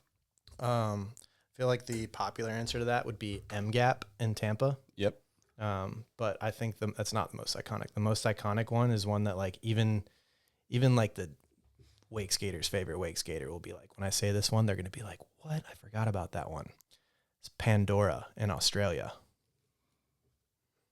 Yep. Yeah. And there's a good, we can bring up Nick Taylor's got a good edit from when he went there one year, and some good clips in Pastura. It's insane. It's like, it looks like a street league plaza made for wake skating. That's this just, but it's natty concrete fountain. Yeah. And there's like a perfect, it's all like it's not even just perfect for it. Like it's like style, like it looks cool too. Yeah. It looks like a piece of art, and there's a perfect concrete ledge that comes out of like the biggest drop of it. And there's all these like tiers of drops, but there's like one pool it's probably like a 5 or 6 foot drop with a ledge that comes out of it, and then next to it there's all these like tiers of smaller drops, so you can like pop up and down, and it's just, you can do lines down the little drops and get technical, or you could hit the ledge going out, and it's a no bus spot. It's like in the middle of a like entrance to a neighborhood, and they just don't care there. Like it's a place where like if it existed here, you'd be like, you'd see it once, try to ride it, be banned for life, and never get to go back. And from all accounts, it's like a all day type spot. You just pull up and like nobody cares. So it's like a little wake park, basically. Yeah. Get a winch, you're good. Yeah, Dang. That would probably be like, I never went to that one, but that would be like bucket list spot. Got to hit. Sounds amazing. We got one last one from the crew at LF. So they got an LF'n wild card, and they want to know, what is your hottest wake skate take? Or wakeboard, but I feel like you could do. I know you got a hot take. I know you got one. Yeah, for sure. It's just like I don't want like my friends to come for me because I don't know. I'm feeling like I'm between me and you. Yeah, it's just not going to air. It's just going to get it'll air, but it's just between me and you. Yeah. No, I don't know. I would say I just watched a lot of wake skating this year, so it's kind of almost easy for me to like get nitpicky and stuff. Like it's not a hot take. I'm just going to pick like a pet peeve or something. But like lock-ins have gotten really popular, like to the point where in the live chat for like the last stop, people were arguing about or debating whether or not Daniel Grant even had a chance to win because he didn't have a lock-in board, at least when it got to like the finals. Who he was riding against. Yeah. He was the only one in there that didn't have a lock-in board, and there were people talking about, has it gotten to the point where you literally can't win or can't compete if you're not locking in? And I thought it was interesting because like I did like in my mind I thought, yeah, he's probably got an uphill battle. Like he's got his work cut out for him. He's limiting what he can do compared to what some of the other guys could do out there. But he ended up winning that stop, so proved everyone wrong there. But yeah, one thing I noticed like with the lock-in stuff this year is like I think people need to pay more attention to like the composition of a line and not just like what's in it, because I'd see a lot of people like doing shoves to get the lock-ins back in the front or get them back in the back, and then there's some guys that will just like, even though the trick's going to be significantly harder to leave them in the back or vice versa, they just do it anyways and just adjust and make it work. I don't really like watching people shove the board all around all over the place to get the lock-ins back where they go. But I think like that's the equivalent of a wakeboard revert. It is. At least shoves are cool. It is. That's the way I look at them now. And I feel like it used to get overlooked, like where people would just be like, well, yeah, he's got lock-ins, and of course he's got to get him in the front for the nose blunt, you know. I don't know. It's just not like you didn't used to be able to be that picky about it before because they're just the amount of people that were doing high level lock-in tricks like that. There wasn't as many. Now, you know, you're the odd man out if you're not doing a lock-in trick on there, you know? So yeah, I definitely don't want like watching people having like, even especially less in like contest, more at the cable, like watching people ride with the lock-ins on and like not do a lot of lock-in tricks it just looks less fun out there to me. Like I'm a big, like butter slide, you know, I like to butter around out there, especially like, you know, I'm using way less energy. If I'm not hitting something, I'm probably standing sideways. True. But yeah, like I just see a lot of people now running the lock-in fins, like, you know, and I'm pro lock-in. Like, that's why I feel like it's a hot take because like I'm here for it. But at a certain point, like you put those fins on your board too early, it's actually hindering your riding. Like your progression is slowing because you've now put these fins on your board that might allow you to do a nose slide or a blunt slide, but they're also stopping you from doing a lot of other things or learning a lot of other things just because it's hindering your riding that much, you know? How much drag so lock-ins are the nubs, right? Same shit, different. Mm-hmm. Okay. Do people not call them nubs anymore? Is that no? They do. I think it's just like a personal thing. I like don't call them nubs. Yeah, to me, nubs is like almost like a branded name, and like I just call them what they are: lock-in fins, and it's just lock-ins for short. Yeah, that's what they are. That makes but sense. Yeah, like I'd say like I'm in the minority. Like when on our little Central Florida Wakeskate club that we've got, everyone calls them nubs. Like, all right, I call them lock-ins. I just didn't want to be wrong there. Yeah, I didn't want to get roasted. They're nubs. All right. So, but does that add in a significant amount of drag when they're in the front or the back? I guess they're probably not coming in contact when they're in the front, are they? No, in the front it's hardly noticeable. It just depends. Like they've gotten a lot better over the years. It depends on the brand and like the fin shape. Like there's been a lot of R&D as far as like the shape and everything goes. Some of the first ones that I ever used would have been like the Oak Wakeskates udders, which was Oak was like my first board sponsor, and they made udders, which were basically like a half a golf ball, you know. So there was no like real fin shape to it. It was just that thing's dragging. Dude. Yeah, and they did even in the front. Those would drag. Like if you tried to edge, like if you rode them at the cable and you tried to edge to get over something, like it would. Yeah, you'd feel it. You'd feel it. Yeah. But like now the new ones, I ride a company called Atlas, and they have two versions. They have a V1 and a V2. The V1s are a little bit taller, more cumbersome fin. The V2s are like super tiny, you know, little nugs, literally just tiny little nuggets. But both aren't really like there are situations where you could want the bigger ones, like especially for nose slides or tail slides. It's easier because like when you have a smaller lock-in, it's hard, like it's easier to just miss it, you know? So like sometimes the bigger one can help you lock in, especially if the rail's taller or something. And then the other thing would be like nose blunts and blunt slides. Like the bigger fins could be easier to prop it up. Okay.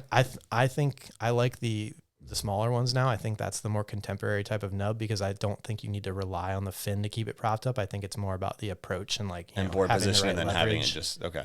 Yeah, so like I think the way that nubs are now, those like tinier ones, is the right style. But yeah, it took us a while to get to that shape, and now it's like Atlas and Water Monsters and Fatatesi. Like pretty much all the big players now make a lock in, and they're roughly all pretty similar in shape now. Yeah, we kind of have a good idea of what the size should be. Love it. All right, we can go ahead and put the LF'n wheel questions back. So thank you to Liquid Force for that.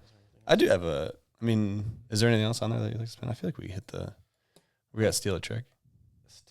Oh, you want to make a movie? That's what you want to do. Yeah, I'm not ready to make a movie. Not ready to put this guy away. You got some good. Let's make a movie. Make a movie. Like, so are there any rules to that, or would it be? Typically, the rule I had was 1 or 2 filmers, 4 or 5 riders. Oh, okay. So you kind of got 2 filmers. I want Tad Matthews and Andrew Ream. So that's the guy behind More Than Machines. I think it's probably like one of the most pivotal wakeskate films ever, at least for me.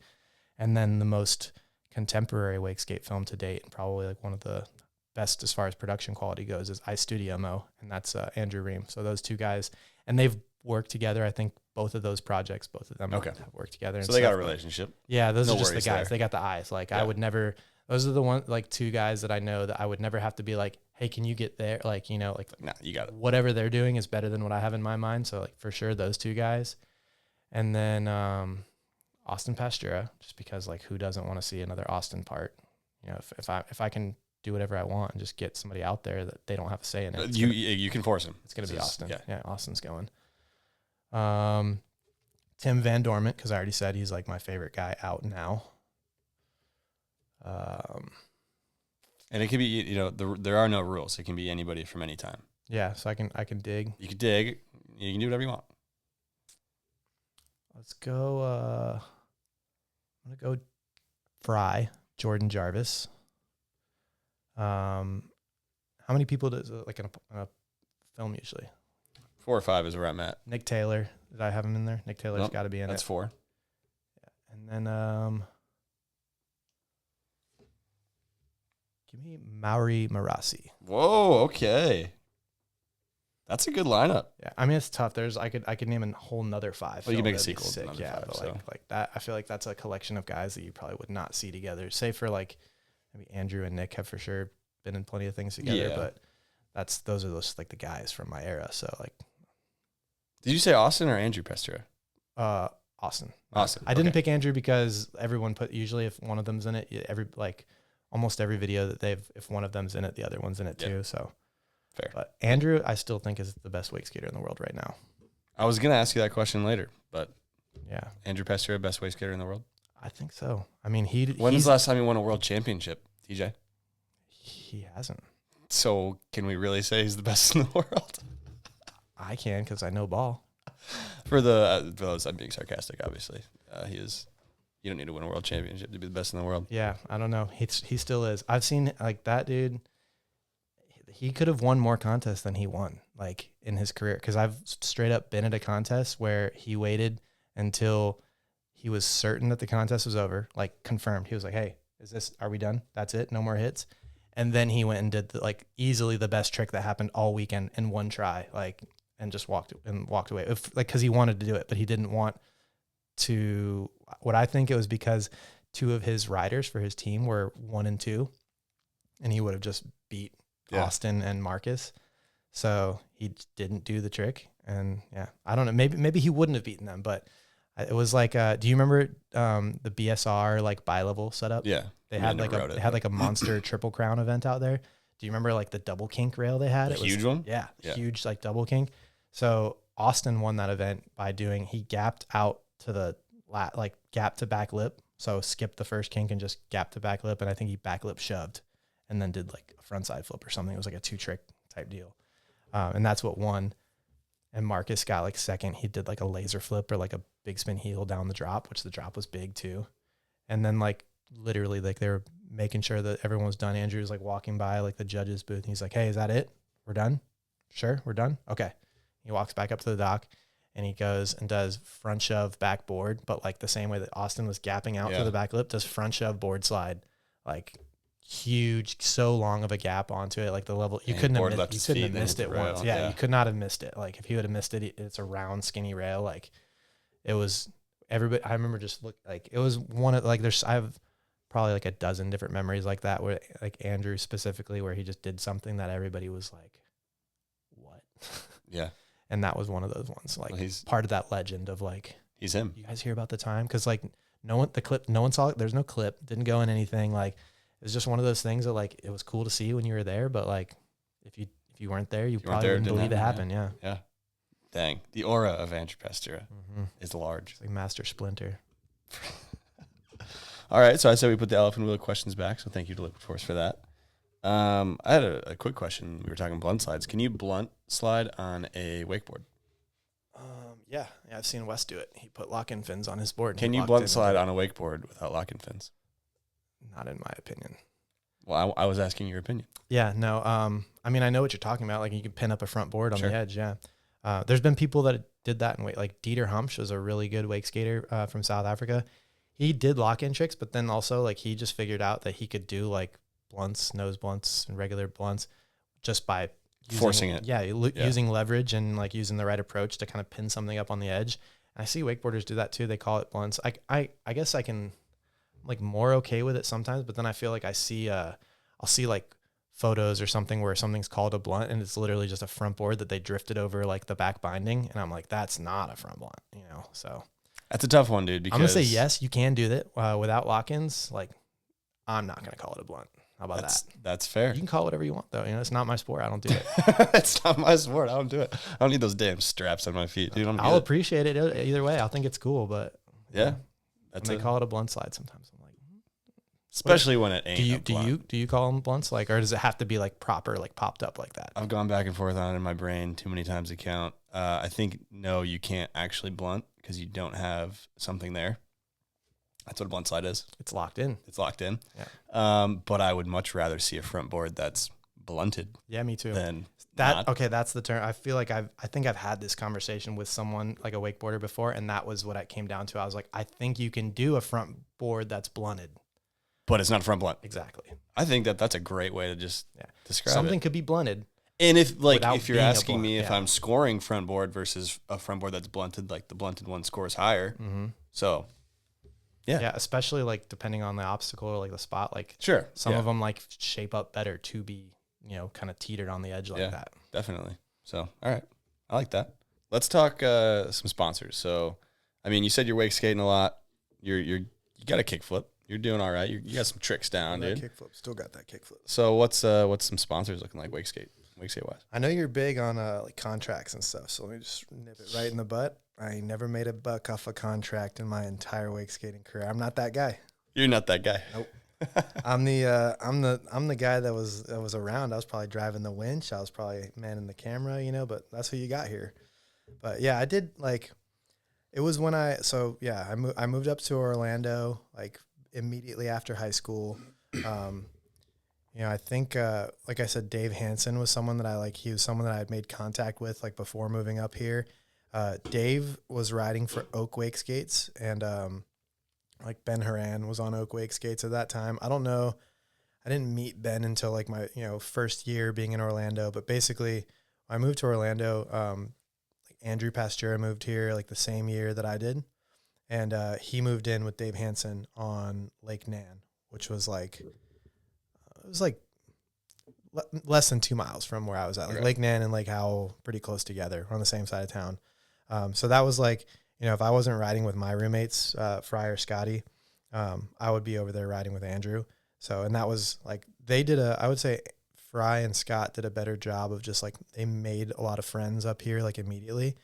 Whereas like, I was a little more skeptical, like, who is it? You know, like I was like very motivated to like go ride with people that were specifically better than me, which like me and Fry and Scotty were like same level, you know, good for wake skaters, but like still just below that like next step of there's a gap between between being the guys that are like that were watching compete at Toe Jam. Like, you know, on our best day we could hang with those guys, but we were not there yet, you know. So like it was very intentional that I wanted to like surround myself with those guys. And I had already made friends with Andrew and Dave.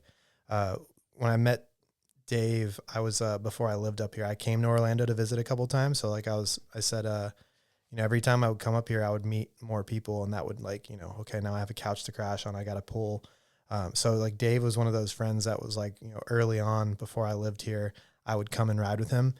And he introduced me to a lot of people, like, because if I went to ride at Dave's house at that, you know, during that era, you show up to Dave's house, and it happened before Reed Hansen, Matt Manzari, and Nick Taylor all at Dave's house riding when I'm there. You know, for me, that was like, okay, like this is the time. I gotta ride good. I gotta show off. You know, like I don't think like with that mentality, I'd never work. Like I always rode my worst. Like when that's the way I was thinking. You know, like that's how it goes.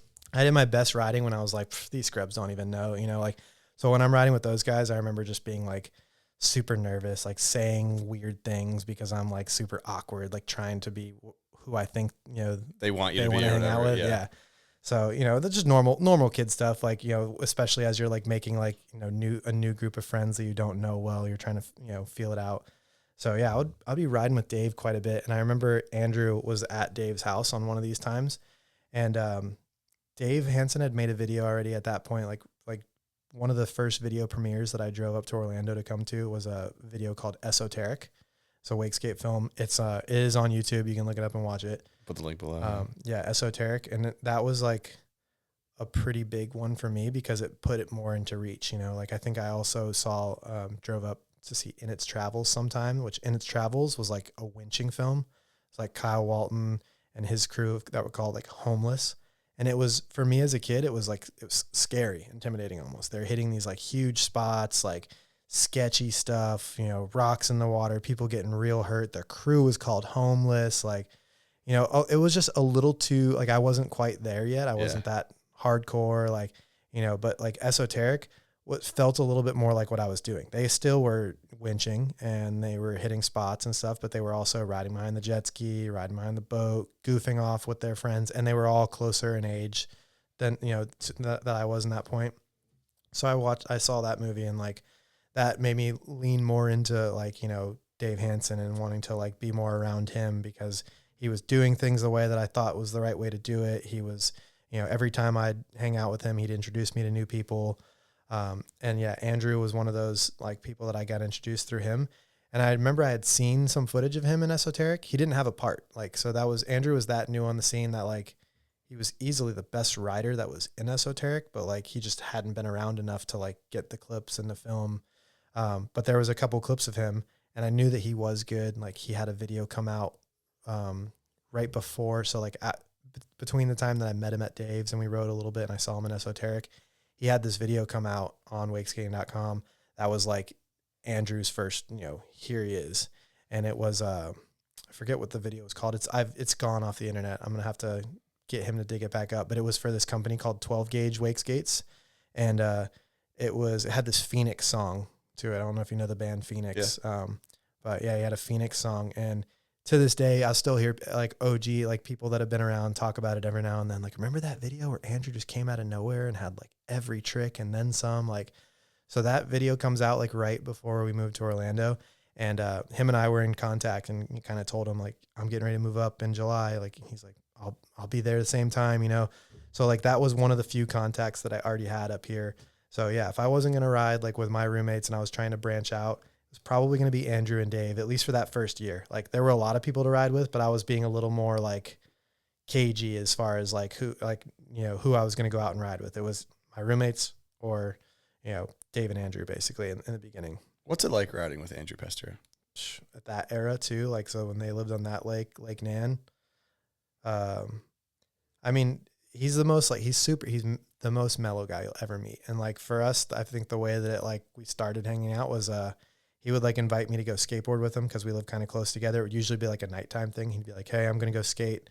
It's like, and at first I think I said no a bunch of times because I was like, Andrew's good at skateboarding. Like, I can skateboard, but I don't think I'm ready to go skate with him. And like, eventually I just took him up on it. And like, we went and skated like a parking garage, like, manual pads. Like, it was fun. I had a good time. And we just, that became like a regular thing. He'd be like, hey, I'm going to go skate. You want to get picked up? And I'd say, yeah. So we started hanging out more. That led to wake skating with him more. And I mean, the first set I ever took with him on Lake Nan, I remember being like, he's so much better than I thought. Like, he's way, way better than. And you probably thought he was already good. I knew he was good. Yeah. But like the first few times riding with him, I was like, he's the best. Like, he's better than it. Like, I literally, like, he probably wasn't yet at that point. He was just the best that I had seen. Like, I'd been around Nick Taylor before, like a little bit before that too. So like, I knew Nick was. You've seen good wake skating. Yeah. Yes. And it was still like, he was doing stuff that Nick wasn't doing.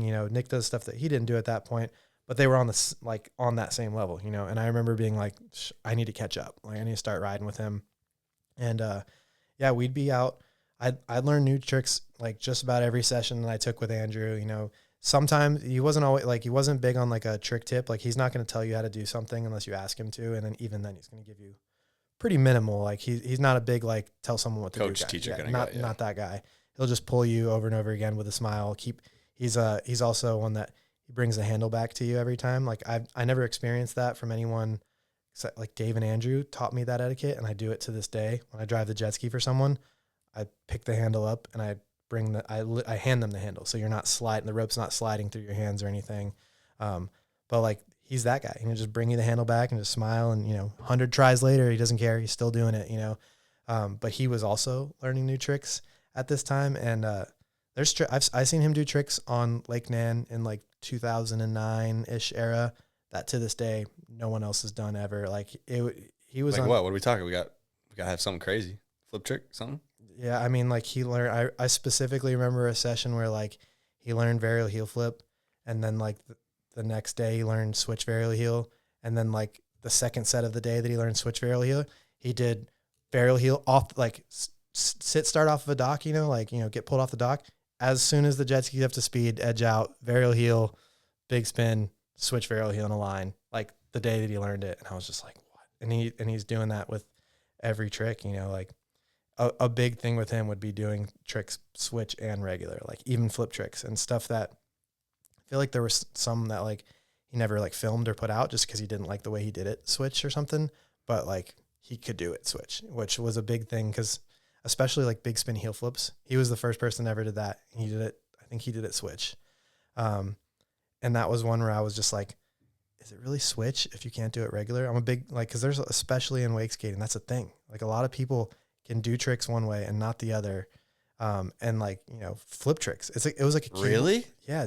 Danny Hampson started it. And I would say I would refer to it, if it weren't for Danny being like the, patient X or whatever, the first person, I would call it cable syndrome, because that's where you see it is in cable riders, that their cable spins one way. They learn how to ride, whatever the way that is, but their natural like way of being able to flip stuff. So like you see a lot of guys that ride, left foot forward and they do kick flips right foot forward, That's wild. So Danny first, the next person doing it would be Leo. But now like I could name a dozen guys that have that same thing going on. There's James Harrington does it too. He's got tricks that he can do switch better than regular, or not do it all the other way. Yeah. And it's a real thing, but yeah, it would make sense to me. The cable thing, it makes sense, but the first person that did it was Danny Hampson, and it's not, he spins counterclockwise. Okay. So like he likes back bigs, switch. He can do them regular too, but the goofy one is better for him. He does kickflip switch. I don't know that he does. It's Danny Hampson. He could do anything. He probably has done them left foot forward too, but all of his flip tricks were done in the right foot forward stance. He was a left foot forward rider other than that, like as far as 3 shoves, big spins, all that stuff. So like, and he started that. And that's it was just fascinating. And he wasn't a cable. Like he was not, I'm sure Danny rode plenty of cable, but not coming up. Like, yeah. He had that in him already. There's something else going on there. That's so weird to me. To me, it doesn't make sense when people are regular and skateboarding or wake skating, because it's like, okay, so you're left-footed then, right? You kick a soccer ball left foot? I'm goofy and I'm left-footed. What? That makes no sense. It does it? I don't know. You tell me. I just think, because I've heard people say like, oh yeah, but your power, my power. And I'm like, yeah, but it's, in wake skating and skateboarding, it's dexterity. It's all like your front foot being like dexterous. Like, so well, I'm not a wake skater, so I guess that would be different. I'm but a wakeboarder. still, like even that, like you blew my my theory of like what it would be out of the water, because like that's why I'm like, okay, so you're left-footed, and you're like, no, I'm goofy, and yes, I am left-footed. Yes, I am left-footed. I could see that does make sense though for wake skating, that you would want your front foot to be the one that's like. That's what I think. But the finesse foot. It's not you know what what everyone thinks, because like plenty of left footers are better than I am. Nick Taylor and Andrew Pastura included, and they're both right-footed as far as I know. So maybe there's it has nothing to do with anything. There's just no science to it. Or maybe that's just why I wasn't as good at like switch flip tricks, because you're gonna blame it on that. Yeah, that's what you're gonna blame it on. It's because I didn't learn the right way. Take that one to the bank. I'm gonna blame it on that. All right, so you're in Orlando. I want to talk. Water. Actually, before we get in this, let's do Deserve Some Love, presented by Driftline. So Driftline makes wet 2-line board shorts. They also make sun shirts. So both me and you, fair skin guys. So sun shirts are huge to be out there in the sun all day. You don't have to put on as much sunscreen. Use code GRAB15 for 15% off your order. So Driftline Deserve Some Love is, you've listened to the show, you've been on the show before. So it's an opportunity to give, someone some love, whether it's throughout your wake skate career or anybody in your life that maybe didn't get the love they deserved. Oh yeah. Well, I mean, I have to, for sure, just hit the family first, because like I said, no contract, no nothing ever, not that guy. It's the family. It's been supporting me, my mom, my sister, and now my fiance Maria. That's my support team right there. Those are the people that I'd have to, if I only get a couple seconds to say it, that's who I'm going to do it. But then, as far as like my wake skating career goes, the other ones would be, they're a big 3 of wake skating, but like I don't have a wake skate career without these guys. Nick Taylor, Andrew Pastura, Ben Horan, like, I was never the guy going to get a contract or anything, but I never went without because of those guys, whether it was a board, a pair of shoes, a pair of shorts. You know, I was never gonna not have those things because of those guys, and you know, that I wasn't the only one like that. You know, there was a solid probably 30, 40 other guys that were great wake skaters that, you know, pivotal, you know, important for getting, you know, the sport off the ground and really helping pushing it along, that wouldn't have been able to make it happen without the support of those guys. That they had the support. And, you know, I thought, you know, if I'm sponsored by Nike, I'm going to wear a different pair of Nikes every time I ride. That's not how those guys went. They're wearing a pair of shoes out to the ground. Every other pair of shoes they got are going to friends, you know, and other wake skaters and stuff. So I owe those dudes way more than I could ever pay them back. That's an elite trio right there to be hanging around getting gear from. That's pretty sick. Good names. Wakeskate super fan, man. I stalked them until they were friends with me. Okay, so speaking of some of those riders, I mean, we got Water Monsters here. What you mentioned Water Monsters blogspot off camera a little bit ago, but like, what was Water Monsters blogspot and how pivotal was that? You know? Yeah, that was Andrew Pastura started that. It had to have been around the time, because I think, I don't know if he made any Water Monster videos before he lived in Orlando, or if he did, I wasn't aware of them. But yeah, he started you know, it was like a regular thing. We were always like dad camming around, you know, because we had a good crew to ride with.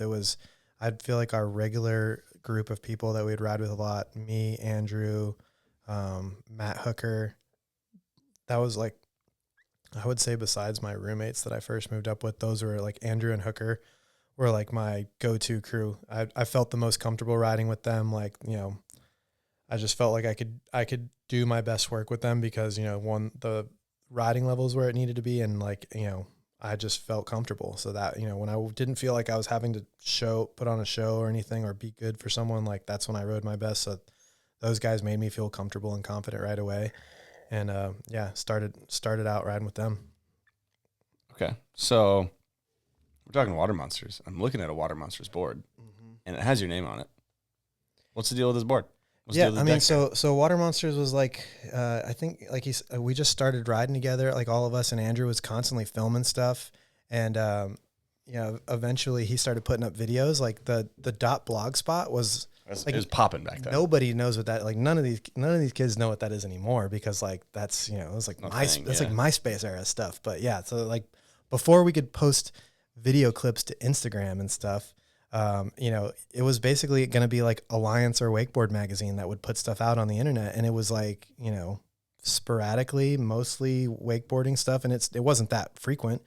So yeah, Andrew, like it was like his first like foray into like just getting a website going, and he was posting, I don't even know that we did anything else but videos. Like he would just post videos to the Blogspot page, and it kind of showed up similar to like what a Instagram feed looks like now, except there was only a few videos on it, you know, because we couldn't put them together that quick. But yeah, it wasn't like there was no I think what was cool about it was there was no like team affiliation or anything, you know. It was just that was the people locally that were riding together, and then because it's Andrew and a lot of people had, you know, similar, they were trying to get better at wake skating. You want to get better, you go ride with the best. So people were coming through to ride with us regularly. So then, like, you know, the videos went from being me, Andrew, and Hooker and Dave or whoever was out there to like Travis Duran's coming through, you know, Austin comes through town, and we get some clips with little Austin. He's a little guy at that point, better than all of us.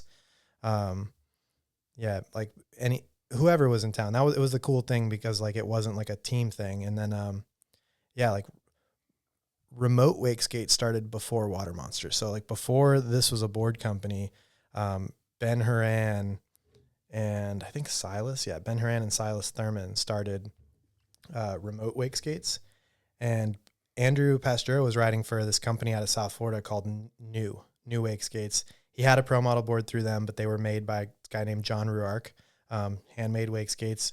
And he was riding, it was a smaller company, you know, and he was riding for them well into like when he was gaining attention and stuff. So he was going to, I think his plan was to stick it out with them for a long time, because he did, like, people would have loved to have him ride for their company, and he kept riding News for a long time.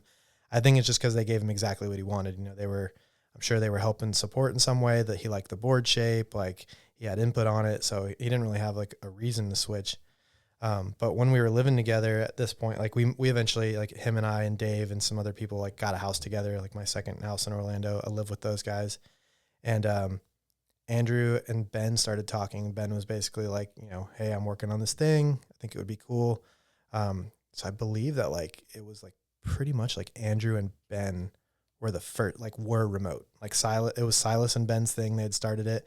But like the team, it was like Andrew and Ben first. Because I remember like Andrew getting the prototype boards sent to the house. We got to ride those and stuff. Like that was like a pretty cool thing. Because, you know, up until that point, I had been riding Oaks. Like I when I moved up here, you know, through Dave and a couple of friends, like I'd started riding Oak. I liked those boards.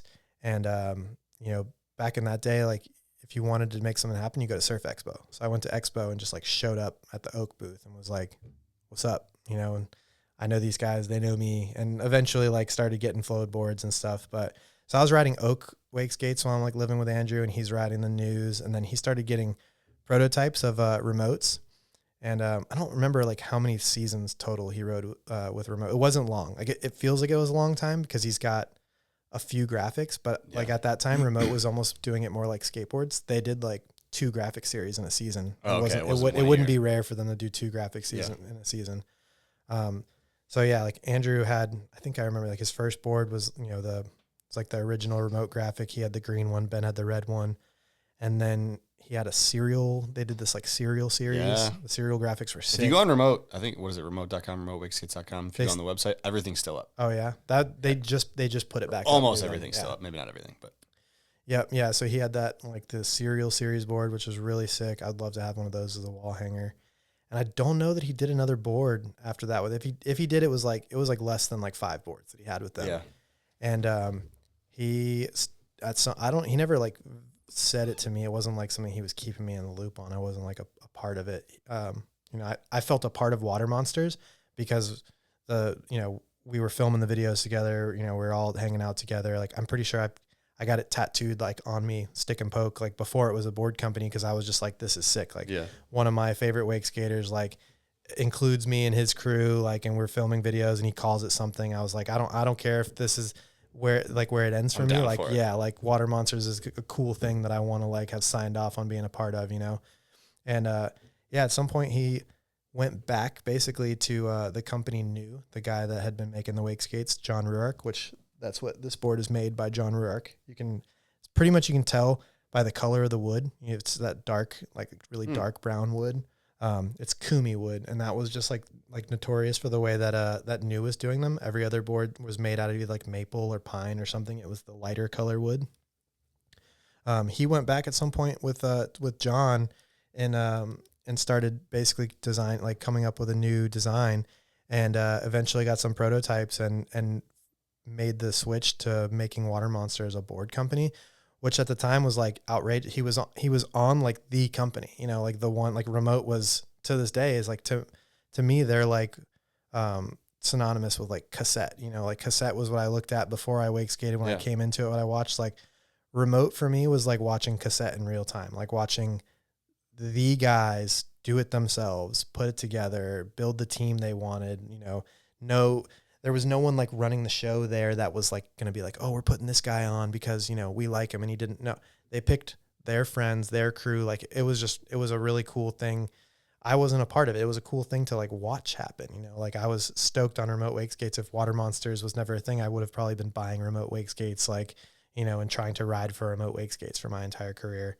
But yeah, he decided he wanted to do his own thing. I think that was like, you know, in hindsight now, looking back, Andrew's style, like, and everything is so recognizable and like, and iconic feels like a little bit of a embellished word to use, but like it is, if you're a wake skater, like it is, like, I feel like I could tell his video edits, the style that he shoots, like, you know, whatever, if he's shooting photos or videos, his graphics, like the, you know, editing, song choice, like everything about it has always had like a direction and a style that seemed very intentional. So like it makes sense now looking back, but I remember at the time thinking like, what? Like I'll ride for Remote then, you know, like they didn't want me to ride for them, but like that's what I was thinking in my head. I was just like, dude, you're gonna leave Remote to do this. So, but yeah, he did it. He went out and he left Remote and he made a couple boards.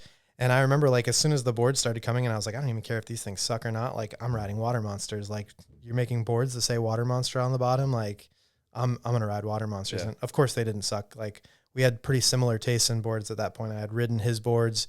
He had ridden mine. Like I rode the remote protos and like those. So like he just had his own ideas of like what a board could be. I learned a lot about like, shapes of boards and stuff from riding boards that, I rode, riding boards that he rode, and then eventually riding water monsters and him going through the progression of like changing shapes. But yeah, for me, it was like, I don't remember him like outright, like asking me to be on the team. I think I was just like, I don't care if I'm on the team or not. I'm riding your boards. Like I'm fucking wearing your stuff. Like, I don't care. Water monsters is it, Yeah. But Andrew's like such a good guy, whether or not he actually wanted me on the team or not. Like he was like, he's going to let me be on the team for sure. He's too good of a guy. I got to let him on. At least that's what it felt like, because it wasn't like, I remember he had like specific people that he was like, all right, them. Yeah. Cause I guess he's building a team now with his brand. And some of those people said yes, not all of them. Some of them had like bigger opportunities just, it was a tough call for him to make being the owner. So you could imagine if like you're trying to pull someone from a pretty big one. I'm not going to name any of those because, I don't know how far any of those got along, but he had a very specific idea of like the team that he was building. And, I was just trying to put the vibes out to make sure that like I could at least fit into the culture there, So, but yeah, I kind of like I would say I like, maybe force my way in a little bit. Andrew was welcoming, he let me in and do it, but I'm sure there were probably some people that were looking around like, dude, what's this guy doing with these guys? Like they're real good. He's pretty good, but they're real good. He's a good hang, dude. That's it, I guess. And you got your name on the bottom of the board, dude. Not a lot of people can say that. Yeah, no, that's my first. I was going to say first and only, but it's not. I had an oak board with my name on it. Before this, obviously. Yeah, like whenever Ben Horan got his first pro model for oak, the first, Ben was like the first wake skater that was like a skateboarder through and through. Like I don't think he really even had the boat or like rode boat much. Like he was kind of known for his mom was pulling him behind a winch, and he learned like most of his tricks getting pulled behind a winch. Yeah, to me, but yeah. So like I remember that with Ben. Like and when he was designing his first pro model, he like really wanted to like he tried some stuff with a wakeskate design, like stuff that was way outside. Didn't work ultimately, but his thing was he wanted to like do a really dished out like skateboard concave. So they made this board that was like even the shape of a skateboard. Like it had like rounded nose and tail. It was narrower, like almost half the width of like a normal wake skate at that point. But he was thinking like, I want it to be more like a skateboard, just like a little bit bigger, And one of the parts about like making the concave like really dished out was that the rail of the board, like the wall, was a straight 90 degrees. He didn't do any sort of like, bevel angle to the rail of the board. Because at that point, I don't think he knew that it really made a difference. He was like, why do we do that to boards? I don't like that. It takes away surface area. You can't make the concave as steep because you're having to lean these rails over to make the edges beveled. So he took the edges and just put them straight vertical, 90 degrees, and really dished out the concave. It made for an interesting feel under your feet. It rode insane. Edge super crazy. It was narrow, so it was like it was a fun board to ride, but it was not like the ideal wake skate. Yeah. I think I ended up like it was a cool time to ride for oak because I remember being like that board got scrapped and I remember being like, I want a proto, give me one of those like just to ride, But he eventually like they figured out like, okay, the straight up like 90-degree rails does not work, but do we have to go all the way down to like whatever the standard like 20 degree is? Yeah. So that's what they eventually found, like, a happy medium, which is like what I would say today is like a contemporary wake skate edge. Or rail, the side wall of a wake skate, was probably introduced first with that bend board. We've changed it a lot since then, but every board before that had that really beveled rail. You lose about an inch on every side, some in the belly, even more, like maybe 2 inches of surface area. So it just made for like, it looked better under your feet. And he got that board. It was longer than what I rode. Before riding for oak, I was getting I just bought Integrity because I was on wakeskating.com, and wakeskating.com, if you go and talk to people there at that time, everyone was Integrity is all you get because they're bulletproof. You couldn't break them, and that was, at least at that point, I don't think very many people had like a super strong opinion of what like the shape of a wake skate should be like, or whether or not it was the right or wrong shape. It was more about quality of build and durable. And Nick Taylor wrote them, you know, so I know we've already touched on him a couple of times, but like, yeah, Nick Taylor, I met him when I was like 15 or like, you know, just before I could drive, because I used to take some like family vacations every other year or so. We'd go to Anna Maria Island for spring break. And once I got on wakeskating.com, I remember seeing some videos of Nick and like just happened to seeing like, oh, he rides in Anna Maria. I go there sometimes. So I sent him a message on the message board. And like the first year that I went to Anna Maria, I had gotten like a Boston Whaler, like my friends that I was riding behind. And we brought that up to Anna Maria, like a little 12-foot Boston Whaler. And I hit up Nick and he gave me his address, and I just literally drove my boat up into his backyard, picked him up, and we went out and rode, and he like absolutely destroyed it. Just completely, like, you know, that's why when I was saying I rode with Andrew, like it was the best wake skating I had seen to that point in person. Like it was like what Nick did was also like absolutely mind blowing. Like, you know, I had it's a little Boston Whaler, you know, and I would ride it with like a 28 to 30 foot rope, like a real short rope, because we like to do a lot of wake to wake stuff. And you know, the wake's like narrower than this table. It's super fun. It's really fun. And Nick just like proceeded to use the wake to wake like it was an inside out, you know. And I don't know. Things I thought I was like, oh, I'm trying to wake to wake kickflip. It's a hard trick. He just like bop, wake to wake kickflip, toe side wake to wake kickflip, wake to wake front side flip, like just going crazy on it. And then he started doing like wake to wake lip tricks. So he's like wake to wake shove, basically like, you know, he'll go heel side shove, wake to wake, and then like land back lip on the other wake and come out of it. Like cool, really cool things that like you didn't even think about it. I mean, I don't think he ever thought. I think he was just like, well, this is what I got here. This is what I could do here. Yeah. So we had like this whole fun session of him like just like showing me how like creative you could be on a wake skate, you know? So yeah, I was like, I had a little bit of history with Nick. Where were we just going? Oh, we're talking about remote stuff. We're talking about Nick. I think we jumped to when you were building the Suwannee setup with him, because you just brought him up. So I feel like this is probably a little bit later, but I'm interested to hear your involvement with building that whole setup, your living arrangements, your everything. Mm-hmm. Yeah, that was so I'd been living in Orlando already for a little bit at that point. You know, started winching was a huge part of like what I was doing. You know, that basically started with water monsters. Even before, like when I moved up to Orlando, I immediately was just like, who's got a winch? And then went out and rode with them. I think the first spot I hit was called Pine Creek, and it was the pole jam spot. It's in Orlando. It looks like there's this like a metal wall that we had like peeled away, and the metal wall was held up by these thick like metal posts, and we cut the barrier, like the metal wall is like sheet metal. We cut it, rolled it away. The middle post that was left in there gets banged over into a pole jam. It's a 6 spot. It still exists in Orlando. I'll find a clip for you so we can bring it up. But yeah, this is the first spot I ever hit. And yeah, it was like a regular thing. Winching became the thing that I was like obsessed with. We're looking for spots, you know, scouring, using Google Earth, using Bing, using, you know, as many different satellite imaging sites as we can to get different perspectives on stuff. And yeah, that was like, that was kind of like the catalyst. And then, you know, Nick is already, he lives in Anna Maria at this point, and he's coming out to Orlando all the time. So like for him, I was now like the couch in Orlando that he can, or one of the many. I mean, it's Nick, so he knows everyone in Orlando, but a lot of times he's coming to stay with me or, you know, my roommates, because, you know, we've got a jet ski in the backyard. There's people riding. Like, it just makes sense if you're coming to Wakeskate there.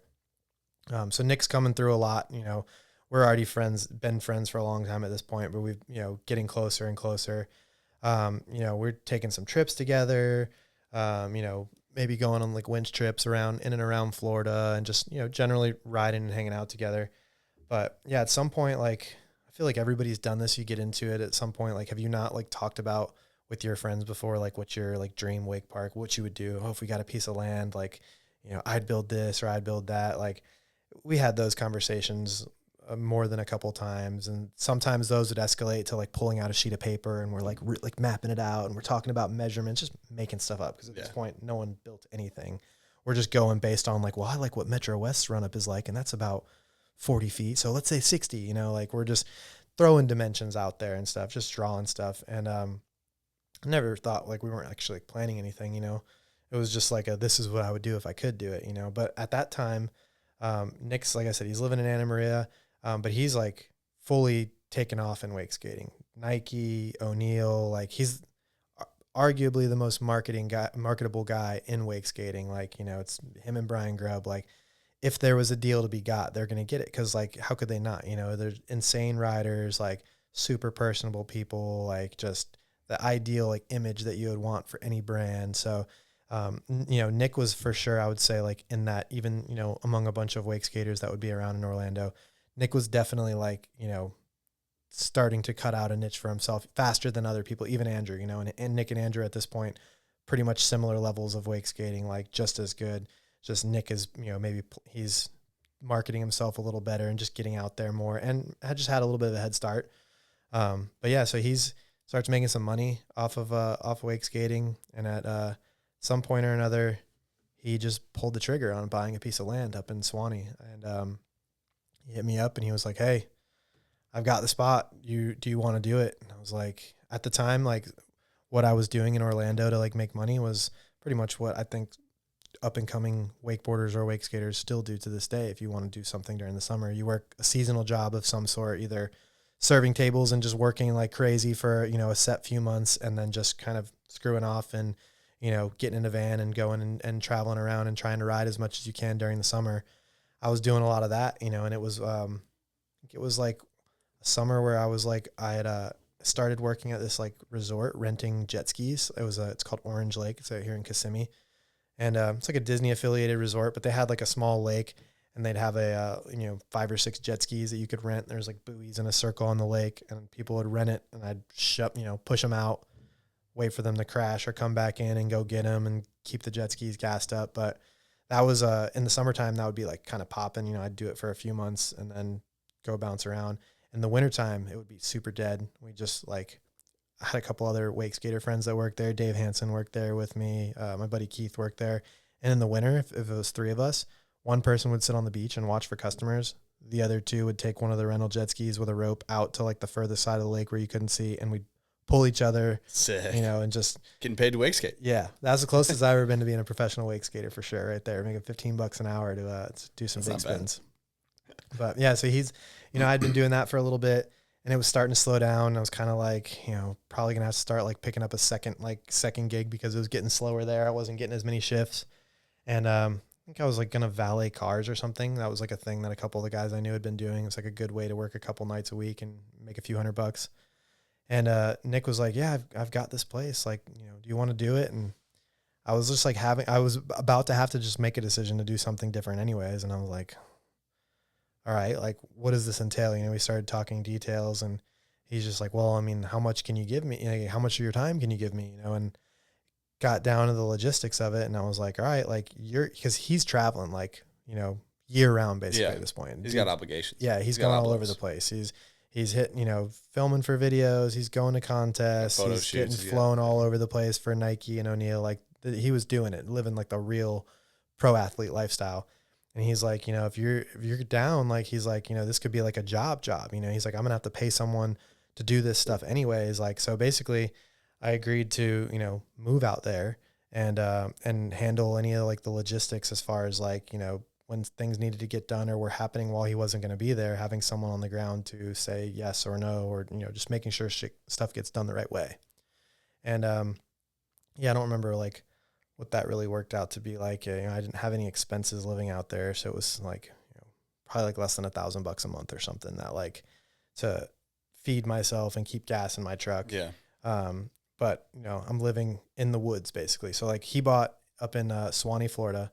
He ended up buying it's about 13 acres, I think is roughly what it is. But I mean, 13 acres of woods, just dense. Like you can't take a single step into it without a machete in your hand, like real woods, like Florida woods. And we get there and there's like a basically like a 4-wheeler trail that runs through the middle of the property, and that's it. Like we can't even access 90% of the property because like there's just nothing there. It's just dense woods. So the first time I went up there, I had like a old F-150, like the square body, like, stick shift kind of a beater. And we just drove it like fast as hell up and down the 4-wheeler trail, like, I don't know, a dozen times, just, whacking tree, like little limbs and stuff and just widening the trail, like getting it going wider. And then we eventually like built like a little shed, like we went to Home Depot, got some wood and stuff and built a little shed that we were camping out in. And that eventually evolved to getting shipping containers. So we bought like 2 shipping containers, like the big, like 40-foot long containers.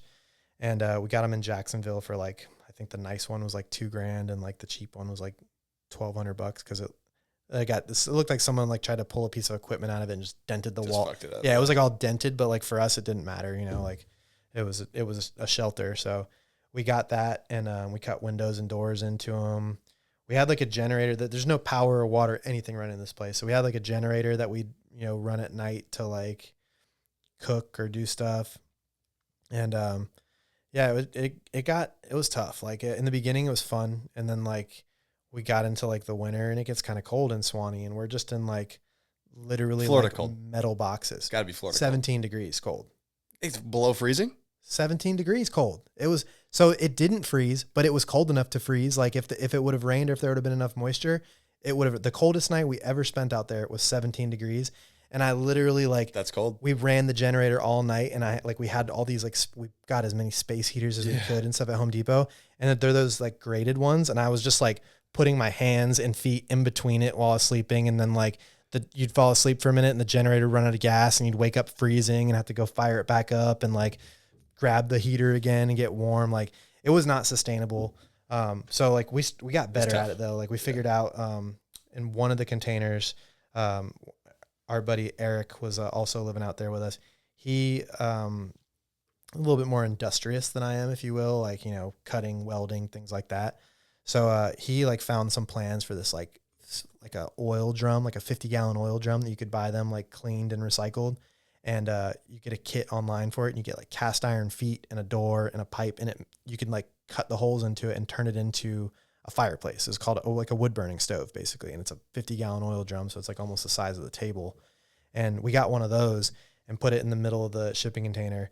And like, if you get a full blown fire going in that thing, we could have the doors wide open when it's 20 degrees out. And we'd be in there in like shorts and t-shirt, like just chilling. So we eventually figured out like how to survive, at least like in that regard. But, we're slowly but surely at this time, like we were going to do it on our own. We were literally like, we're going to cut some trees down. We're going to lay out a path. We're going to, maybe rent a backhoe and like, we're going to build this thing. We got the space. Like, it doesn't matter how long it takes. Like, we're going to do it. And then, like the Wakeskate Tour started to, it was like, so that's kind of like what was the catalyst for Nick wanting, I didn't know immediately in the beginning, like that this was going on, but basically at this time, like toe jam was the thing in wakeskating. Like, and toe jam went from being like a single stop event to being like a tour where they were going around. There's like cable and there was boat and there was winch. Like they had their 3 divisions. That was the whole thing with the toe jams, the different ways you could get towed. And they started doing like a tour. They had a stop in Texas at TSR. I don't remember where some of the other stops were. They might've had one like out in California or something, but yeah, it was a tour. And, I think like it starting to get like a little bit harder, I think, for them to get like money for the tour to keep going. And at this point, like, you got people like Nick and like Ben and like Reed and Silas who are involved in that stuff. And they were kind of like, I think like giving Byerly ideas of like, how we can improve this, how we can make it better. And I think at some point, like, he was kind of just like, man, I've been doing these things for a long time. Like, if you guys want to do something like, just kind of shift. And exactly. Yeah. So like the way that it worked was, if I recall right, the first year, like Toe Jam was the first stop of the Wakeskate Tour for its inaugural year. So like Toe Jam, the year that Wakeskate Tour started, was still the first event. And it was like the introduction to like, this is Toe Jam, stop number 1 of the Wakeskate Tour. And I think it was just like well planned of them, kind of like being like, hey, this is not like transition. This is not a competitive, like a rival thing. This is like a passing of the torch, like, because yeah, Scott, I'm sure he loved Toe Jam. He did them every year, but like when you run an event like that at that size, and he had been doing it for probably, 15 years at that point, like that's a huge commitment. And like, he didn't need that. He's Scott Byerly, he's like the guy, the godfather, the, forefather of wakeskating, like, and he's still out there hosting events for us and stuff. So I think he was like kind of excited that there were people that kind of like wanted to keep it going. And basically what their idea was the crowd favorite for the Toe Jam event was the winch pool all the time. Every division was sick, but the winch was such a spectacle because everyone gathers around it's in it. Your face, like it happened, like it ends at night too. So it was the coolest thing. Like I remember my first time going up there and being like, this is wake skating can happen like this. Like these guys are just got this thing on their truck and they're pulling each other down a stair set. Like it was like arguably the coolest thing that was happening. So their idea was to elaborate on that, like they weren't reinventing the wheel. They were just saying like, let's keep going with this, and push it even further in this direction. So yeah, that was like part of, I think like Silas was starting that, but Nick Taylor, Reed Hansen, and Ben Horan were also founders of the Wakeskate Tour. I don't know that anyone like they ever like came out and told everyone that we're the ones behind it. A lot of people didn't know that because like, it's maybe a little weird to have competitors in the tour be riders, but it was just because like that's the best way to do it. Like you get the top guys, you get input on what they want for like the best contest to display wake skating. And that's kind of how it came about. Like Silas, partnered, he had a partner named Ryan Dahlem, who was like, Ryan had the construction background. It was just a like super smart way to do it from the get go. They just got together all the right heads, and yeah, so they've, had that in mind. Like basically Reed, Ben, and Nick were working with Silas, and part of that was Ben Horan had already had a site. He was in Nahunta, Georgia, and he had first thing he ever had at his house was called Raging Pull. It wasn't a contest.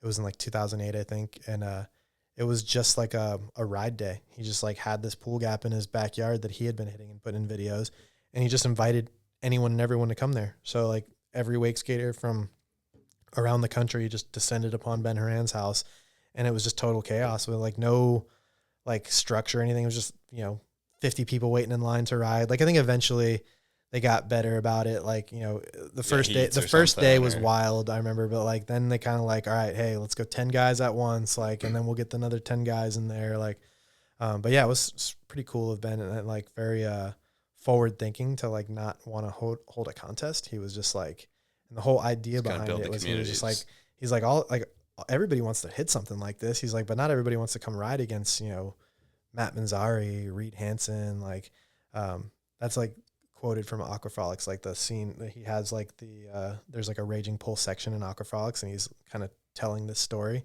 But I remember like being really hyped that like I could go to that and go do that. So he had like laid the groundwork a little bit there for like, hey, I've built a spot here. And then Nick and Reed both were established. They were making some money from it. They also had properties to do stuff on, and they wanted to do it. So that's kind of, I think, how the conversation opened between the three of them. Ben had a spot. Reed and Nick were interested in building a spot. Boom. Silas looked at that. Yeah, there's 3 stops right there.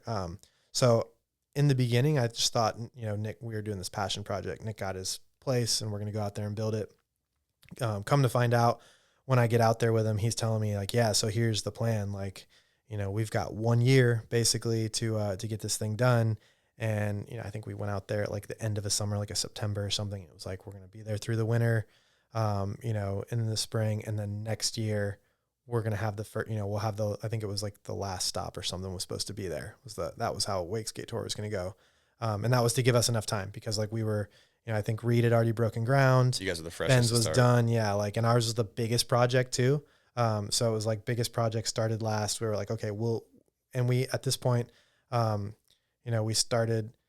we had the drawings that we wanted. So we like went around with flags and like mapped out the area in the woods where it would fit. And then we went to Home Depot and we bought a couple chainsaws and we just started felling trees, just dropping them, lumberjacking out there. Boom, boom. Nothing like felling a good tree. I can tell you that. Dude, one after another, we were loving it.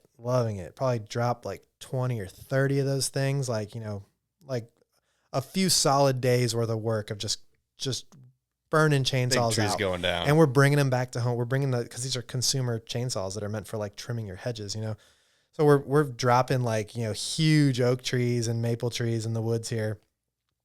And we're just blowing out chainsaws and bringing them back like same day, Home Depot. In boxes, brand new, just bring it back, just absolutely smoked. And we're like, I don't even know. I was just trimming this tree in my backyard and it just gave out on me. And they just gave us a new one. Like, so we did that for like a solid week or two before we had like maybe like 60 something trees dropped, and then realized like, what are we gonna do with it? Like, because you get them out of here, bud. We were not cutting them up into like little logs, and because like that would have taken years to do that, to cut 60 trees the size those were up, and cut them up by hand and haul them out of there. We could have worked out there for 2 years and we wouldn't have even cleared the area, you know? So, yeah, we realized like, man, we got to get someone to like come move these trees for us. You know, we still at this point are thinking like, we're going to do everything. We just got to call someone to come like move the trees. And, I forget, Nick somehow made a contact with this guy, named Reggie Beeling, who, he lived in Lake City, and, his specialty was like, he was a pond builder. He did, or site prep was like what he did, but like his specialty was ponds. He did fish ponds, all kinds of decorative ponds. Like, so someone in town, it might even been the realtor that sold the property to Nick, when he told him what he wanted, he was like, hey, you need to talk to this guy. So he gets in contact with Reggie, and, Reggie comes out to meet us. Reggie's like I don't know, he's an older guy, maybe in his 50s at that point. He comes out to see us, and, he's kind of looking around. We've got a couple shipping containers in the woods and like, 100 trees or something, just laying like big trees, just like a mess. And he's kind of like looking looking with a sour look on his face, and he's like, so what are y'all doing out here? And we're showing him these drawings of things that we drove, and Reggie has like the most classic, like Southern, like country accent too. He's just the nicest guy, but he's just like, so what y'all trying to do out here? And we're explaining it all to him, and, we're showing him the pictures like of the ponds and everything we got. He's like, what kind of fish ponds are these? Cause we didn't explain, we were just telling him what we wanted. And he's like, you don't want fish ponds being this close together, because what's going to happen is, they're going to intermingle. You're going to get some contamination from one into the other. Can we space these things out a little bit? And we're like, no, can't be spaced out. They got to be touching close together like that. And he's like, all right, well, the problem is you got this much water sitting next to this much water at different levels. This point here where they touch, he's like, that's going to be so much force. Like you don't understand how much force is going to be to have a sheer wall with that big of like a pond sitting up against it going into like a lower level. These are things we had no concept about, And he's like, you can't do it that way. It can't be that close. You need a bigger footer. They got to be spaced out, and we're just pushing back. We're like, no, got to be done this way. And eventually he's just like, what are you going to do with these things? So then we're in deeper. He has us over for dinner, and we're showing him videos. Like Nick puts together some videos of like the best things to kind of give him an idea. Ben's set up, some other like contest pool gaps that have happened to give him an idea. Like this is what we're doing, and this is why they need to be close together, And he thought it was so cool. He was like, we were like so nervous about it. I remember thinking like, he's gonna throw us out. Like we should do that. Let's eat first and then show him the video. I was like, we're gonna get thrown out of this guy's house. So yeah, we're over there having dinner with him. We're showing him the video, and he like the light bulbs start going off, and now he's realized and stuff, And he didn't say too much. Like he's just kind of like, okay, I got you guys. Like cool. Went home. Slept in the containers, and he comes back out to see us like a couple days later, and he's like telling us, he's like, all right, so if you really want to do this, this is what it's going to take. He's like, that pond's going to have a, 18-foot deep header wall, because it's got to go X amount lower than the next water level, just so that the force of the water being against the dam is not going to eventually blow it out. So he starts talking logistically with us, and he's looking at all we cut down, and, we're trying to get a timeline. We're like, yeah, we already got started. He's like, you guys made a mess. He's like, I would have he's like, if you didn't touch anything, he's like, this would get done faster. He's like, we'll get it done either way. He's like, but like, I got to clean up y'all's mess first before we can do this. So he shows up with his equipment, and like, he's got, a full on track hoe, the full size, like, excavator with like the, like the belt driven one, not wheels on it. He's got a front end loader with the wheels that are like taller than your head. And the front end loader comes in, and it's got like not a bucket on it. He's got like a claw. It looks like a fork. And he just drives around the whole area that we just had trees laying everywhere, and just cleans them up like toothpicks, and just like piles up all these like tree. And then even the ones that were standing, like he didn't cut them down. He just ran them over and swept them into a couple piles. Like we sat there, we watched him undo like everything we did, and then some in like, the course of like 2-3 hours. And then everything was just in 2 big piles. And that was like 2 burn piles that was a job in itself. So we had to like burn all the stuff that we put in there. And it was like almost 2 weeks of just like sitting out there. We had to get a water truck out there because we didn't have water. So we had to get like a big ass water truck, water pump and everything, and just basically sit next to these fires and just tend them for days just to make sure that like nothing caught on fire or anything like that.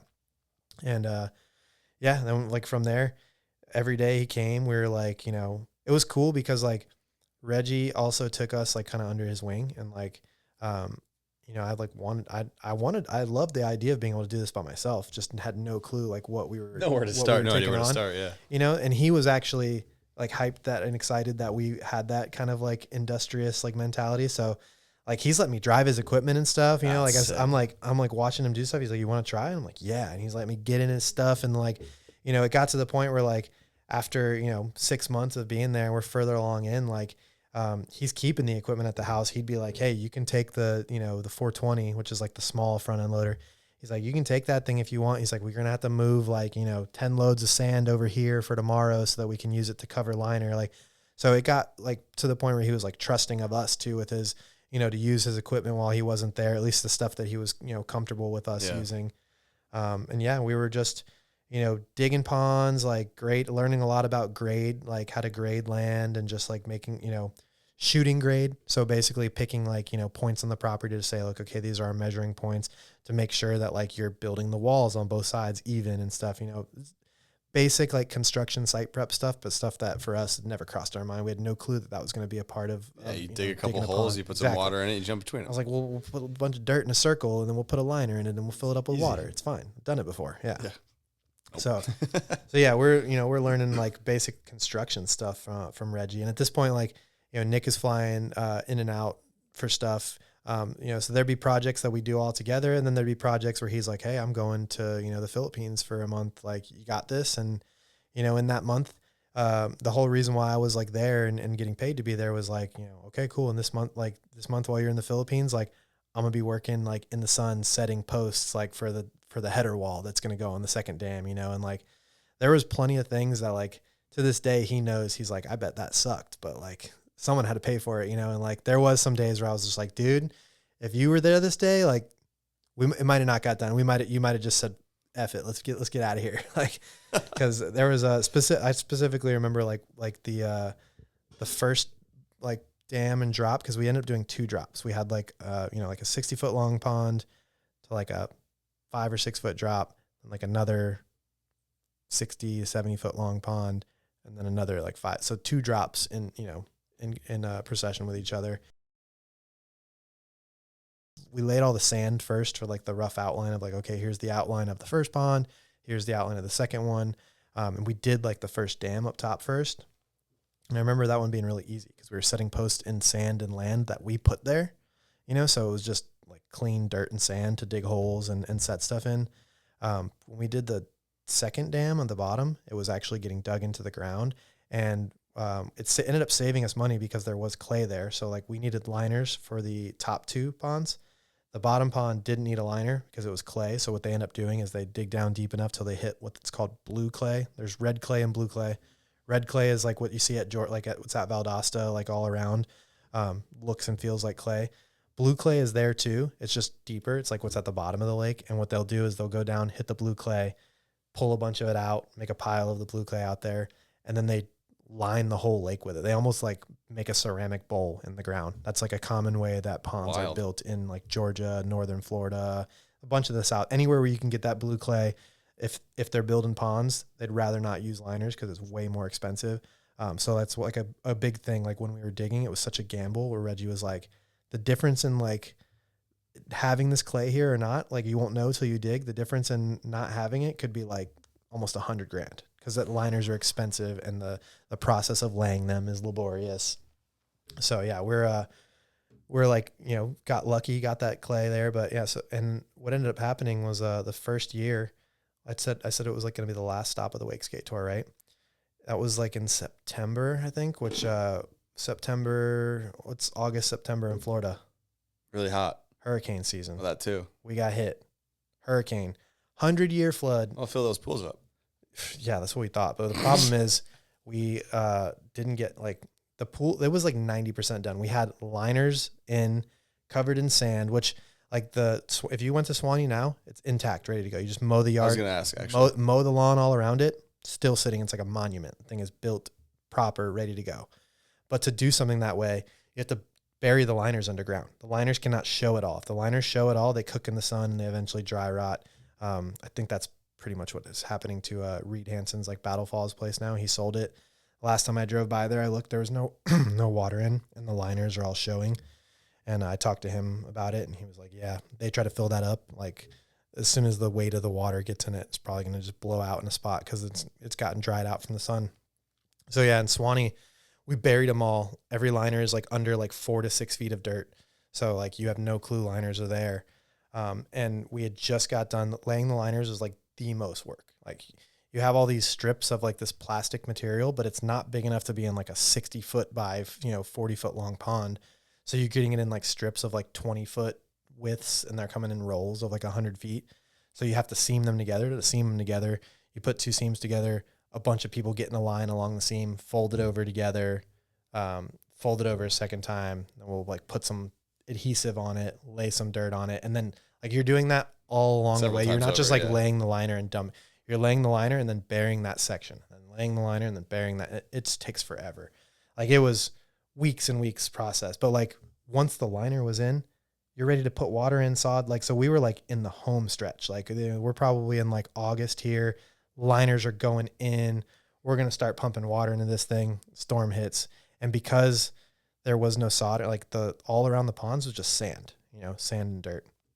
And what happened when when the rain started hitting, if you piled up a bunch of sand in your yard and just like let rain pour on it, it just like carved it up, carved all these little, like little chutes and stuff in it where water was running. And this little creek that was next to us, like right next to our setup, that actually fed the bottom pond and like it helped us out a lot. Little tiny creek that you could like step over easily became like a rushing river. Like and no joke, this is the 100-year flood. So like no places that were flooded here, people that are alive today have never seen some of the flooding that happened there. Like it was just terrible luck for us.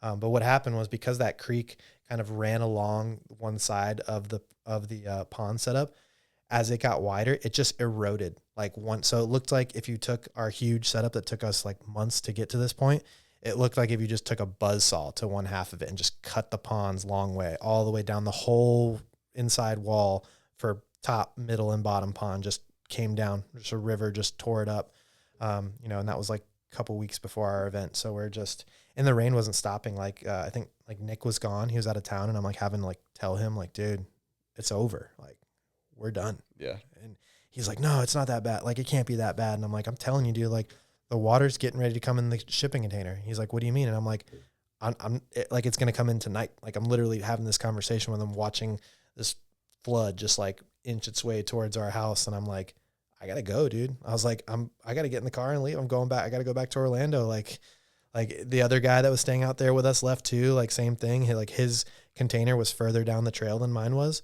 So his got flooded first, and he's like, I'm out. Like I gotta sleep somewhere tonight, So, yeah, I like bailed. Like it was like the middle of the night when this hit too, and I like drove back to Orlando in the middle of the night, right back to like my house that I used to live at, that I'm now like crashing on the couch to be there.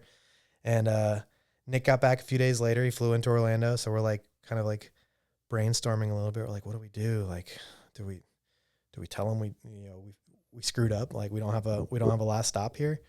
And we ended up like deciding kind of last minute. We're like, all right, I don't like, it's not going to be something that's salvageable. So I think we talked to Silas, and Silas was like, he had like a full blown like backup plan. I think we weren't for it. It was like, we're just going to go to this spot and do it here. And I remember being like, no way. Like we can't, it was either like a spot that we had already hit like earlier in the year or something, or it was just going to be like at OWC, and we were going to like, something like that. Like the best you can do. But like, as far as he's going, he's like, we're going to have an event. Doesn't matter. Like if you guys don't have a site, I'll find a site. And Nick and I were basically just like, I think we talked to, Nick talked to Pat Panakos out of the projects, and was just like, here's what happened. Like, can we try to put something together at the projects to, to make this happen? And, he was down for it. He was like, let it happen. But we told Silas what we wanted to do. It was like, less than 2 weeks out. And Silas is like, all right, go for it. But I'm still going to get the other back. Like, I'm still going to get everything lined up. Backup plans. Yeah. Like, he was basically like, you guys knock yourself out. But like, that sounds like a huge endeavor. Cause like what we were trying to do was they had these, from like the toe jam out of the projects, like the year before, there was these 2 hubbas, like that were like the drop for toe jam, like the 2 hubbas going down. They were perfect. Like the best to this day, still like my favorite dimensions and like angle for hubbas. I think if we could replicate those hubbas somewhere, like there's a bunch of MBDs that could still happen today they were just long enough to get into like, and get, set in and do something out of, not too long that like, if you miss the board, you could like yank the handle and get yourself past it, So yeah, there was these, like the 2 hubbas were there, and everybody loved, like, that was just something we remembered from that contest, was everyone was like, these hubbas are so good. So we were like, all right, let's do something else with those. Like, we'll go back to this spot. And basically like they had built like 2 like just flat rails in the top pond that they would hit the flat rails and then hit the hubbas. That was the toe jam setup. So we had to do something different than that. And what we told Silas was like, we're going to try to make like a miniature version of what we were trying to make at Suwannee. We're going to make a small drop, hit the small drop, and then you'll go and hit those hubbas. So he's like, you're going to make a drop like in like less than 2 weeks at the projects, and it's going to be ready. And he's like, it sounds cool, but like, I'll talk to you guys in a week, basically, Again, still got the backup. Yeah. So like we got to the projects and like, we've got no plan at all. We're just like, all right, where's an equipment rental place? We go rent a Bobcat. Reed Hansen, he lives here. We had already had the Battle Falls at that point in the year, and we kind of told him what happened. And Reed's like, he built Battle Falls by himself, so he's got the machinery experience too. At this point, we've got some machine experience too from working out at Suwannee. So yeah, it was like me, Nick, and Reed. We rented like a small like track hoe, like the little like scooper, and a regular like backhoe with like the front end loader. Rented 2 of those, the small ones that like anyone could rent from a Sunbelt or something. And we just went to town. We started just digging it, like laid out what we wanted, and did kind of like what we thought we were going to do at Suwannee, but the dimensions were just much smaller. And we did it, which is like in hindsight, like I'm like, all right, we couldn't have built Suwannee the way we built it on our own, like without help. But like, built this thing like we did. And I mean, I swear we did it. We knocked this thing out in like 5 days. We, dug the pond. We even had like enough time to like, we got the drop. The drop was perfect. What we did was like, the area that was the run up for toe jam, we dug it out deeper and like just kept the same outline of what that middle pond was. We dug it out deeper, and all the water or all the dirt that we took out of there, we just started making the outline in front of it for like the pond that we wanted before it. So we just dug that out, took the dirt, and basically drew an outline of the shape of pond we wanted, and then drove back and forth over it and packed it down. Got some like, whatever the liner you can get from Home Depot is, like the thin, basically trash bags. Same concept though. We learned how to seam it and roll it. So we seamed it, taped it, rolled it, dirt, and filled it up, and it held water. And like we finished it with enough time that we were like, we should build some ledges going down this thing. And then we built like 2 ledges going out from the first drop. So I still think it was my favorite setup that I've ever hit, was like we called it contingency. That was like the contingency plan. Yeah, that was like what the stop of the last stop of the Wakeskate Tour is called, contingency. And it was like a last minute ditch effort plan, but yeah, it just worked out perfect. And it was also great for us, like a confidence builder coming off of that. Like the event went off without a hitch, and like we just felt, I was like defeated coming out of Suwannee before that. So to do that and then like come away successful, like we did this, we built it, and it was sick. Like we were ready to come back the next year. Like, we're going to build Suwannee right. Like, so it's going to flood again. Yeah. So we went like that. It was like a 2 separate year endeavor that we had to go on to build Suwannee. And like when we went back the second time, the friend that was with us the first time didn't come, but we recruited Travis Belcito. So, and he was like maybe 16. He wasn't an adult yet. Yeah, he was like 15 or 16. But he grew up in Anna Maria, so his mom knew Nick well. He had been riding with him since he was real young. It was very cool of his mom to let him do that. But yeah, she trusted Nick enough and knew me well enough that she sent him up there with us. And yeah, we had some significant upgrades though. So like the shipping container flooded out, right? Not cool. But Wakeskate Tour went off without a hitch. Big hype. Rockstar was big hype on it. They needed a place to store their Rockstar bus, like the RV. And we just had a big old property at Suwannee. So the Rockstar bus parks like at the Suwannee property, and we just move into that. Was Nick on Rockstar? Yeah, okay, Nick's on Rockstar. So easy. Yeah, and Rockstar was like the title sponsor of the Wakeskate Tour. So yeah, it just worked out. So yeah, we got new accommodations, which was sick. That is an upgrade. Major upgrade. Yeah. Now we've got, there's like a couple bunks. There's a master bed that we're taking turns like getting to sleep in. We've got power and AC as long as we've got gas for the Jenny and that thing. So huge like lifestyle upgrade. And then like from there on, like, we almost didn't do the project. So like once we were back on site and doing it, it was like nothing could stop us now. What's the worst that can happen? A hurricane just buzzsaws half of this thing down. Like already happened. Yeah. So we got it done. We knocked it out. And that first Suwannee that we actually had out there it was so sick. Like, again, not ideal conditions. Like it stormed like crazy, like a literal tropical storm hit during it. But we finished the event, and the rain kind of made it sicker. It was like Woodstock or something. We had this huge like mud pit. I think I've seen videos. Yeah, we're playing like mud soccer and stuff. And like, it looks fun. Yeah, we're rope swinging and stuff, and there's just people running around muddy. Like it was a really good time. But yeah, I mean, it would have been awesome if it didn't rain, but like we didn't care. We're like, let it hurricane. The spot's done. The sod is laid. The rain couldn't do it touch us now. Yeah. We got a bus. We don't have shipping containers. So how many years did the event go down at Suwannee? Was it? I mean, how many? I guess. Yeah, there was probably at least 2 Suwannee pros there, and then like 2 Suwannee bros. So like, when the Wakeskate Tour didn't happen out, like, because the Wakeskate Tour went to like one event, even when it still happened. They had like one event out Valdosta.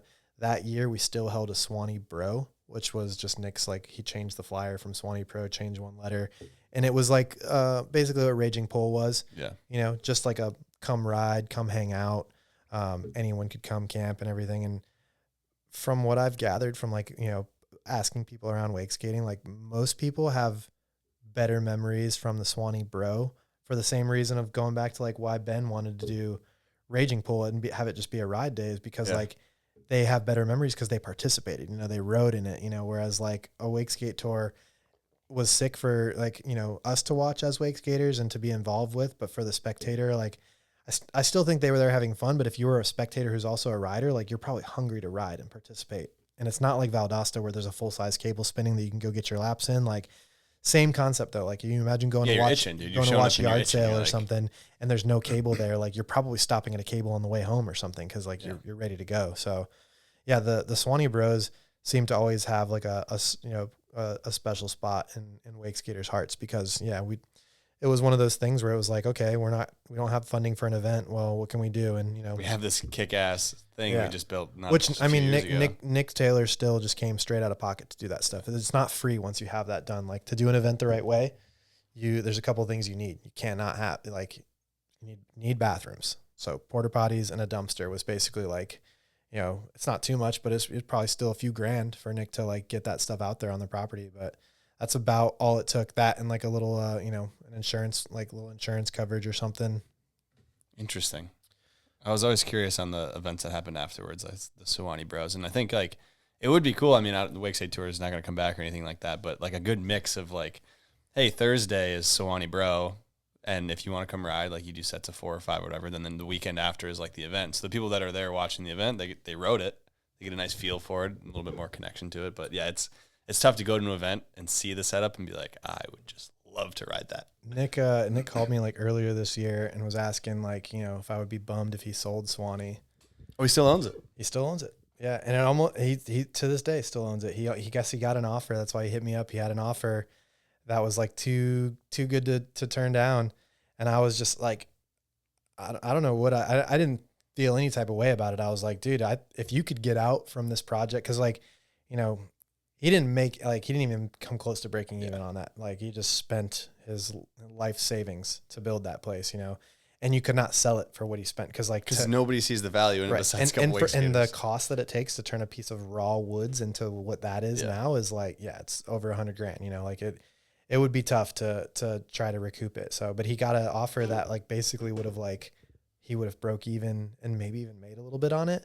And he was like worried that like me or Trav, because, we worked on it really, he was like worried that we would be bummed. And I was just like, dude, you're the one that put up the dime for it. Like I haven't been there in years. Like, as much as I would love to just be a monument to wake skating forever, I was like, if you can get out of this thing, like in the green or close to it, like please do, because like, you bankrolled it all for us. So, did he sell it? No, I guess like he kind of pursued it a little bit, and the people just kind of, I think they might be trying to negotiate a little bit. And he's like, I'm not trying to sell it. Yeah. You just offered me a price. You came up and offered me the money. Everything's for sale for the right price. Yeah. I think it was one of those. And then they came back and maybe tried to negotiate, and he was like, no, that's not how this works. Yeah. So you haven't been back to, I haven't. Other people have. Marcus and like Trav have been back since then and hit it with winches, because you can still just set up a winch and go hit it.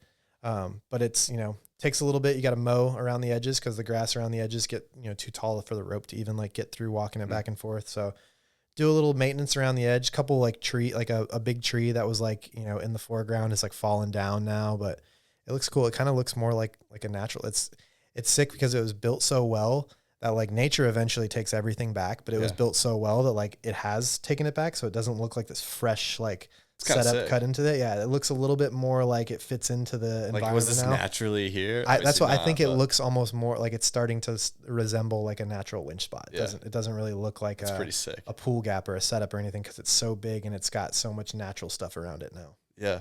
I was always curious about what happened to it, because we should go check it out sometime. Just got to tell Nick we're going.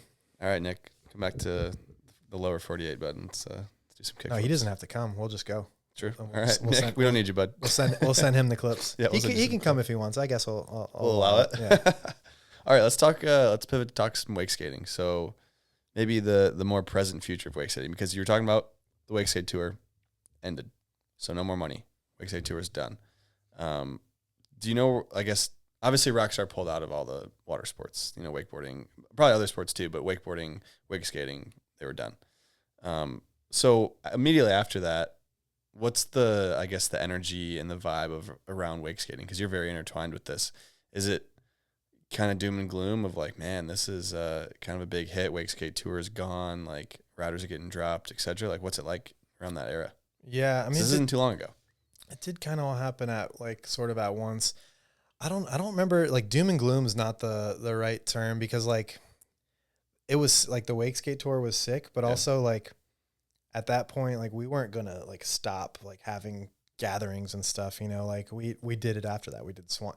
So like it wasn't like a hard transition where all of a sudden we've got a tour and then we've got nothing, like the year, and even like the Wakeskate Tour didn't end like abruptly. Like the tour, I remember like every year them like the funding becoming like sketchier and sketchier. It was Rockstar. Like I don't care. They're not in it anymore. I could care less now. Like if they don't like this, but yeah, like it was just something where every year like the check was coming later and later, and what was happening was like Silas, Ryan, Nick, Ben, and whoever's the organizers behind the contest are having to like front money to be able to book things, and like there's a lot of stuff that has to happen to make one of these events work, and they're waiting on a check from Rockstar, and every year it was like coming later and later, and they were having to like kind of front it, and it got to the point where one season they were like, let's do a stop, like we don't know if we're gonna get 3 stops Rockstar out of it. So they did this is what like the Wakeskate Tour boys decided, like, and I think it was because of the funding. Like, yeah, we're not gonna. They didn't say it like, oh, we don't want. They were just like, I don't know if I can. What if they don't cut the check? Can we do it? And I think the biggest thing was we did not want to have to say we had 3 stops and then cancel mid-year, So like, I think that was the plans. They were like, we don't know what we're going to get. We know we can do a stop at Valdosta. It was cause the site's already built. Like, the infrastructure is there. So yeah, they had the last year they had, I think it was either, there was 2 like final stops. There was Money for Nothing and Horseshoes and Hand Grenades were like the 2 last like Wakeskate Tour events or whatever that happened there. And, like we kind of got wind that that Rockstar money, why it started coming later and later. And the year that it didn't show up, that they literally just had a single stop, I'm pretty sure on their own dime. That was the first year that Shredtown Jamboree happened. 2016. Okay. That was the second annual though. Oh, well then there's a little bit of overlap there because so 2015, second annual. So yeah, from what I understood, like the Jamboree was like, it was like a huge hit in Wake, and that's what they do. That's what energy drink companies do. They follow the buzz. So Same. I'm sure Shred Town Jamboree, wakeboarding didn't want it to stop. The check just stopped coming, you know, like, so it was the exact same thing for us. Like, but luckily, like I said, we had singular events towards the end, and like the writing was on the wall. So like the idea of still doing stuff like Suwannee Bro and like, you know, having events, we still had things out at Valdosta. Even we'd do Wakeskate weekends out there. All of the things that like made the Wakeskate Tour sick continue to happen. Like as awesome as it was to have these guys get together and compete and them get paid. I mean, and Wakeskate Tour is paying well. Like you went at that time, like you went a Wakeskate Tour stop. I want to say first place was getting like $3,000, and they were paying out to like 10th place. So the like, way to do it, baby. That's the only money that I ever made from wakeskating was through that. Like through the Wakeskate Tour is like, you know, I was never going to win a Wakeskate Tour stop, but I made a final or two, and then like top 10, like I would say like that was probably like within my average. Like multiple seasons I finished like within the top 10, and you're making $200-$300 for one of those. And then like I would announce I'd get another $200 or $300. So $500 or $600 on a weekend a couple of times was like, that's a good weekend. And you're going to go anyways. Yeah, exactly. So that like they were doing it right. Like, and there was quite a few people that were doing similar things that I were, doing some sort of jobs on the Wakeskate Tour staff in order to pay their entry fee so they could also ride and offset the cost so they could potentially make some money. Interesting. But yeah, so like it was definitely, we were bummed, but like it wasn't doom and gloom because like we were doing, they were almost like these family reunions. Is like that was the vibe that everyone always said. That started at like retention at Ben's house, was like we even used to refer to it as that, like when's the next family reunion. So we were like, all the people that were involved in it, like we're still going to be showing up to these things. So it wasn't so much of like, oh, we're doomed now. It was kind of just like, Rockstar's not going to be involved. Yeah, anymore. it was like well, who's next? You know, like who's going to come in and do this? So, and like even like the Wakeskate Tour almost persevered. Like I don't really know enough of the like. When I talked to Reed, he said that it was so like it was close. So close. Yeah, like it was.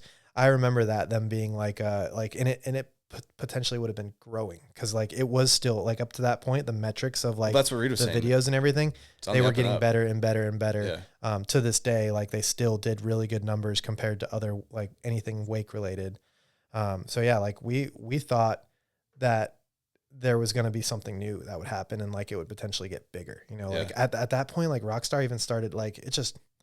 I don't know. The people that were getting checks loved it, but even some of those guys were like on the sly. We're like, dude, this is not we're not rock stars. This is not a rock star lifestyle. We were definitely like making light of that, like pretend or like making fun of what we thought rock stars would act like. That was like this whole like underlying joke because it wasn't like we weren't doing like wake skaters. Bro. Yeah, we're not doing blow and smashing guitars and stuff. Like we were doing some wild stuff, but like.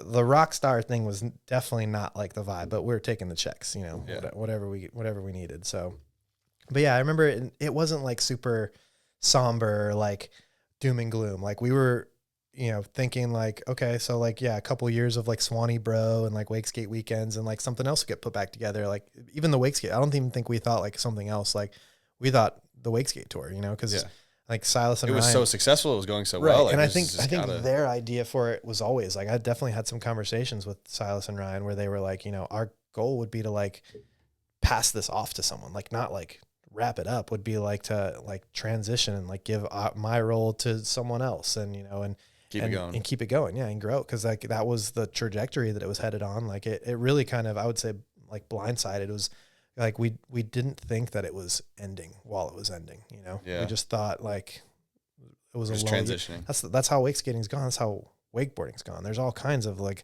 these like ebbs and flows where it's, there's couple up years and there's a couple down years and then, couple up years. Like we just thought we were going through something like that. So yeah, fair enough. I got a random question. Is wakeskating too hard of a sport to become popular again? Yeah, I think like in the way that like we used to approach it. Yeah. But I feel like it's a more approachable sport than wakeboarding is. It's a more approachable sport than wake surfing is, I think, because it can be done behind any vessel. You need a wake surf specific vessel to wake surf, even though you don't need skill to do it. the barrier of entry is still huge because to get behind something that you can surf behind. Whereas I think wake skating is in a unique spot, and like we're at the bottom wherever you could get, you know, like you can't take anything away from us. Everything's already been taken away, and then there's still people doing it. So like, you know, it's self-sustainable, and it always has been. Like, you know, I don't know, we didn't talk about it yet, but we mentioned earlier off air, we were talking about We Subsist and stuff. Like that name, even like that was literally just we don't have a publication that's putting out wake skating. Yeah, talk about that right now, now. because that's a good transition. Yeah, We Subsist was my buddy Tad Matthews, who we mentioned already earlier as being like one of the, you know, if I could make a movie, who I'd want putting it together. Tad, I knew him through wakeskating.com as well. Literally everyone that you could ever imagine being involved in wake skating at some point or another was probably on that site. And yeah, Tad was on there. We were talking and communicating. He made a video pretty early on, like right around the same time that like I moved to Orlando, called Scallywags. And it was just like his local guys that he rode with in Tampa. And then like a couple of guys had clips and stuff from, or like, you know, pro wake skaters that he was like starting to mingle with. And I remember being hyped on the filming style. Like I met him, I went to he had like a premiere at his house on Lake Georgia, met him and like hung out. And his next project they started working on was called More Than Machines, which is, that video is probably my absolute favorite wake skate video. It just holds a special spot for me. Like, you know, Aquafrolics and Esoteric and Fun Boots and iStudiomo are all there. But for me, More Than Machines was like a turning point with wake skating, like where it went from like the ideas of like things we were trying to do, lock-in tricks were happening, but like the guys that were riding in that video, they hit another gear where like they were doing extremely high level tricks and making it look effortless. That was the whole thing, was like, let's make this look casual and easy, but it's stuff that you could potentially die doing, you know, like, and it's the way that it's put together. Like the music is so good. Like it's just such a great movie. And, yeah, so I'm like living in Orlando when that movie comes out. The premiere was awesome. And afterwards, like, you know, we're living still like around Lake Nan, riding on Lake Nan with Andrew and some of these guys a lot. And Tad moved into a house on Lake Nan with Stu Shin, a couple other guys. Like it was a sick lake to be on for wake skating. And I was going over there to ride all the time, and I'd end up hanging out with Tad. And we were always like, if Tad was in his room on his computer, you're like trying to get in there and maybe he's like cooking. Yeah, you're like, what do you got? What do you got? You know, and like he'll maybe invite you in, and he's like going through clips and stuff. It became like a thing. Like if Tad's door is open and he's on his computer, like he literally had like a couch and a coffee table behind his like it was the spot. That's where we were gonna go. We're done riding. We all pile into Tad's room, and you know, we're passing around beverages and substances, whatever, and like relaxing and watching clips. And I don't know, this went on for months, and we're just watching stuff, and Tad's going through stuff, and some of the stuff I'd seen, but then there's stuff that I'm like, wait, go back, rewind that. It's Andrew like front side flipping like not just like a something, like a spot, a sick spot, a really good spot. And I'm like, where the hell is this? And he's like, oh, he frontside flipped Palm Coast in that part, so I can't put two frontside flips. You know, like just the standard between not only Tad but also Andrew, the two of them combined, what actually came out of his was like, it was insane. You need the raw files for but that. The stuff, oh my gosh, the stuff that's in the hard drives with those guys is like, you know, so that's what happened. Like we're basically sitting around and we're just enjoying every other night going through Tad's hard drive, and you know, we're just watching clip after clip and seeing all these shots. And I don't remember like who had the idea or the conversation came up, but it was definitely like me and Tad and his good buddy Chris Zachary. And I think I was just like, dude, people want to watch this. And he's just like, well, what do you do? He's like, what do you do with it? I can't make another video that's just alternate angles, because a lot of it was that. Some of it was just a different angle of a shot that was in More Than Machines, or a trick that somebody did in More Than Machines done down a different spot, or like, you know, maybe not done as well or something, or that whatever, who knows. Andrew and Tad could have a bunch of reasons for not liking something that to the rest of us would look insane. So like, yeah, it was like a slow process of kind of like putting it in Tad's ear and convincing him like, we should do something with it, or you should do something with this. And like people want to see this. And I think the first one was literally like an extras video that he put together of Andrew. And that was like the first video. And he realized like, okay, we could make a website, like, you know, so we put together like a storyboard basically of like, okay, this month we'll drop this video. Next month we'll do this video. And Tad already had a good amount of footage of like at least enough to make like 3 or 4 videos without going out and filming anything. And he had some photos to put, you know, for the slides and to fill out the website and make it look cool. So he was like, yeah, let's do this website. And he's like, we can do all kinds of stuff. He's like, we can write articles we want to, we can do reviews. He's like, we can, you know, post videos. He's like, and we'll go, he's like, the whole idea was that, you know, eventually it could maybe get to the point where like we're going out and filming like full lengths and trip videos specifically for this, you know?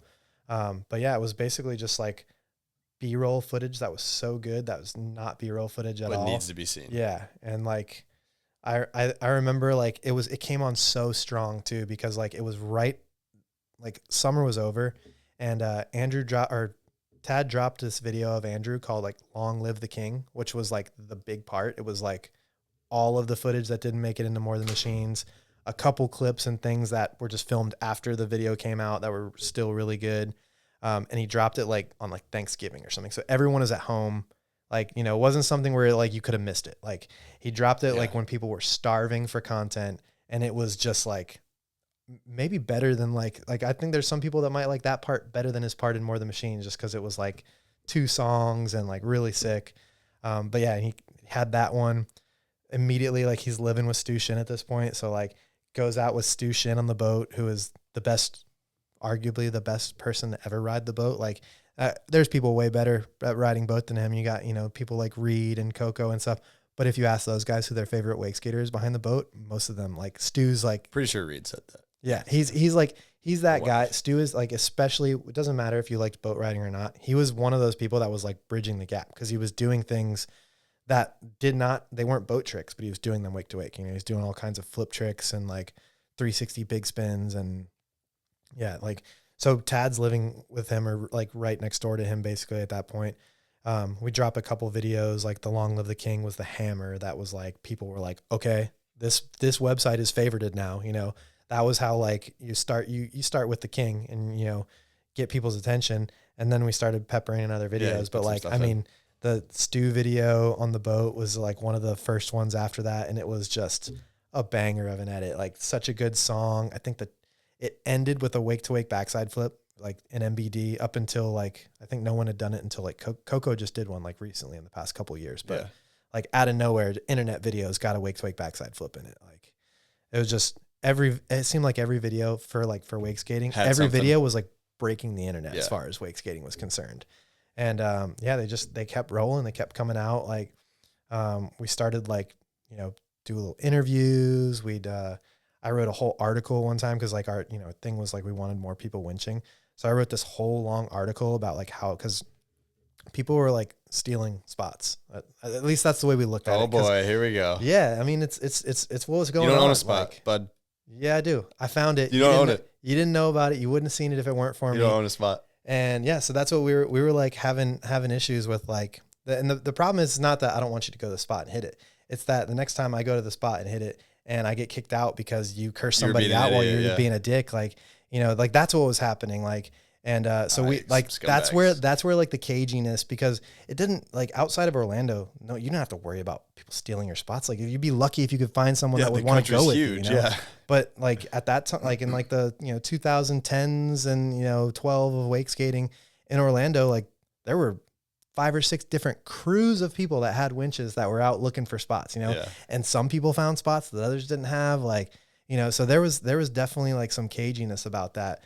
But like, so exactly what your sentiment of like, it's not yours, you know, and like, it isn't. We realized that, we realized that quickly, that not only do they not belong to us, but like, we want people to do, this is the type of wake skating we want to see. Wait, this is what we want to see. Right. But don't be an asshole. Don't go to our spots, though. Yeah. Or at least don't blow them up. Like, yeah. So that's I guess that's what we were thinking, was like, don't blow the spots up, you know?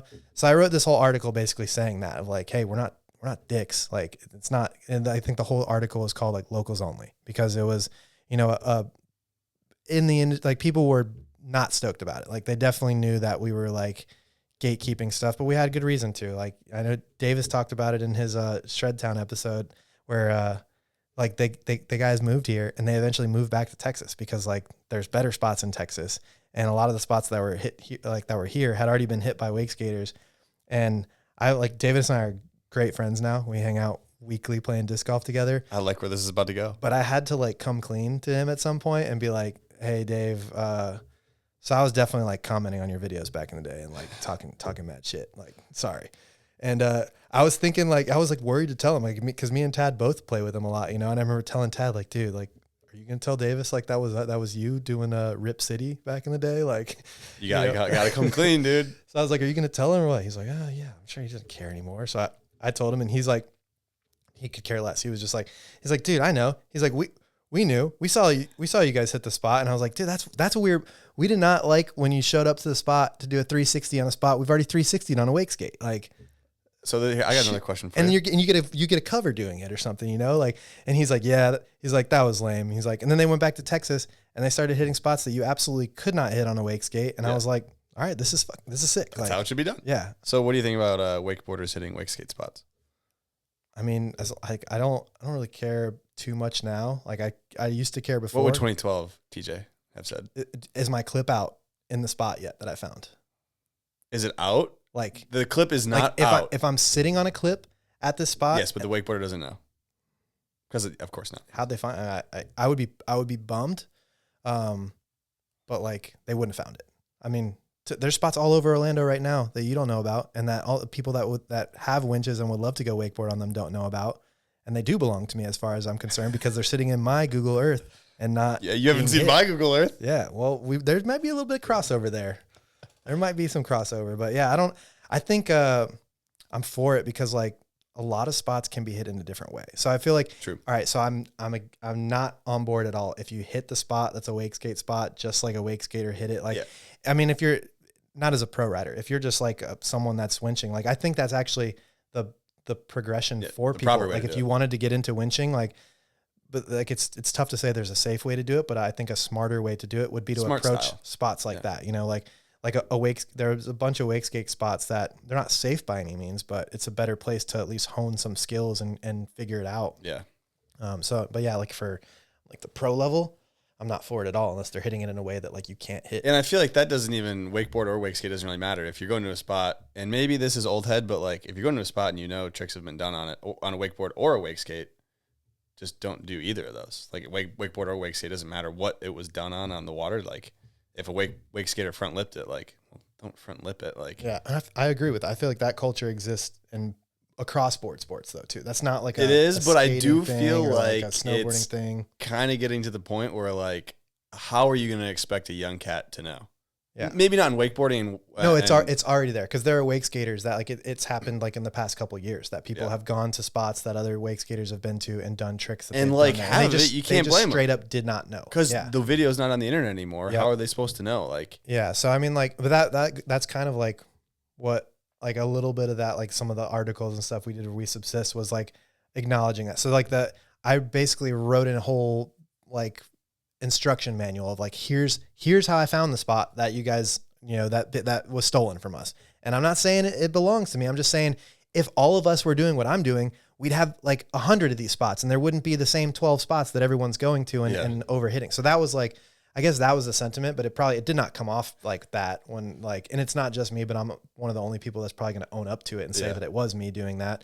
But I mean, if you've ever found a good winch spot, you like it probably took you days, weeks, not hours. Saying hours is like, you're not even coming close to saying what it is, because just scouring the different 3D mapping, like, whether it's, back in the day used to, like I said, I would use Google Maps, Bing, and I think there was like one other like search engine. Now I just use Google Earth is the best one. But like I would use all of those and I just wrote the whole manual for that. I was like, you use this one for like 3D, for the view that's not directly over the top. You use this one for actually mapping your spots, and logging them. Like I wrote the whole thing together. You thank your lucky stars if you can get the street view where you drop the little man down. Yep. And I don't know if like, who even knows like how many people like read and use that, but like that was my like olive branch to like, okay, we really don't like you guys going and like blowing up our spots, because it was happening. It's straight up. There's multiple spots that I'm trespassed for. I could never go back to in my life. And I never did I never had a bad interaction with someone. I just showed up one day and staked the winch in, and someone else had been kicked out and trespassed there. So they called the cops, and the cops showed up and were just treating me like if I was in that, you know, and they don't know that, as far as they knew, we were in that crew, you know? So like that happened a couple times. And yeah, some of them are spots that I never got clips at. And I literally like found the spot, or was part of finding the spot, or some days, like, you know, the way that the community would work to make this stuff work, it wasn't just like, here's a spot, you know, it's ours now. No, it's here's a potential spot. Let's go here for 3 days straight and move rocks and clear the landing and pick weeds and everything. And then someone goes there and hits it and puts the clip up on the internet while we've been sitting on it for a video. Like, you could say the spot's not mine, but it is mine, because you couldn't hit it if I didn't go there for weeks. And what are they supposed to do? Not hit it? We just realized quickly that we need to shut up about the spots. Like, it didn't happen. It didn't happen very quickly. It was just something where like you literally, like, if in that instance, if it was something where you found it and you filmed something on it and you were waiting for the part to come out, you couldn't even tell like friends, like wake skaters, that what you had and what you're doing, because like where it's going to work, because they could find it. You could find it. Like, if you told them something, like, you know, if wake skating was a small world, if you told someone this like, drop is about 4 feet. Where roughly? Okay. And I'll just scour and look for something that looks like that, and I'll find it eventually, you know, like, so yeah, it was definitely like a weird time, but it was also like a totally different, like, full length videos were still a thing, you know? And I mean, I would say the majority of my wake skating career was spent filming my human rocket part. It like one video part is all I have for my entire way. Like, I've got plenty of internet videos and stuff, but it's a winching video. So, you know, like, it's hard to replicate. Like, you do it one time and it could take 5 years to, like, because you got injuries, you've got, you know, having to find spots, getting crews together. Like, there's just a lot that goes into it. And yeah, I feel like I chose the hardest route of like, okay, this is what I think is cool in wake skating, is winching. So, and I maybe could have had a better career if I would have just like dabbled a little bit more, but hindsight 2020. Yeah. I mean, I like what I like, you know. Let's talk favorite clip from that part. You brought it up. Human rocket. This is earlier we mentioned the wall ride from Kyle, right? It's not a trick. It's just a clip. I want your favorite clip though, not anybody else's. Wait, like of mine? Yeah. Or a favorite? Your favorite clip. Yeah, it's not. It's not a trick. It's me riding with my dog on the board with me. So she is MBD. She's the first dog ever to wake skate, and then we got it in the clip for Water Monster Part 2. Just a brief, like, little, like, wake skate dog. Mm-hmm. Like first wake skate dog ever. Yep. Yeah. Was that MBD certified? Definitely. Yeah, it got copied a bunch of times afterwards, but. Well, that's a good one to copy. Yeah, Diamond was the first dog ever to wake skate. She did probably had a handful of MBDs for dogs, but yeah, wake skating was definitely one of her MBDs. You know who Murdy is? Beagle's dog? Yeah, Beagle goes on the stairs. Yeah. Oh, Murdy's got plenty of like biggest stair sets. I think Murdy's got a full part, dude. Actually, I know Murdy's got a full part, I'm pretty sure. And I think a deck. So yeah, my dog could should have run that up with Diamond. She just passed this past year. But she for sure, if I collected like all the footage, she's got a whole part, a hardcore part. She's hit spots that nobody else hit before they belong to her. And I think that's what makes a spot belong to you. You hit the spot first, it's yours. You got the key to the thing? Yeah, she hit Falling Creek Falls. Trav Duran had a cover doing a shove down it on I don't know if it was Wakeboard Mag or Alliance. He got the cover of some magazine doing a shove down this like massive waterfall. Yeah. And it's pretty close to where Suwannee was. And I think we just like one time were looking for spots around Suwannee and saw water. It's like the only real waterfall in Florida.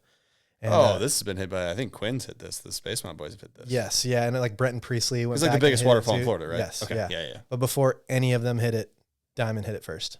We went there, looked at it, standing up top, chucked a stick in like from the top, and she just dove in and then hit it like several more times. We got the photo too. Like it's probably 2012 photo. So yeah, it's her spot. She hit it. Yeah. Diamond drop. Diamond drop. That's what it is. Best video premiere you've been to? That's not possible to answer. Man, like you've been to a lot, right? Yeah. Everyone. If I was wake skating when the video came out, I probably went to the premiere. Yeah, and some of them like had multiple premieres, and I went to those too. I feel like you've been to a lot of wakeboard premieres too, probably then. Yeah, I mean, if it was around, I was probably going. Yeah. I don't know.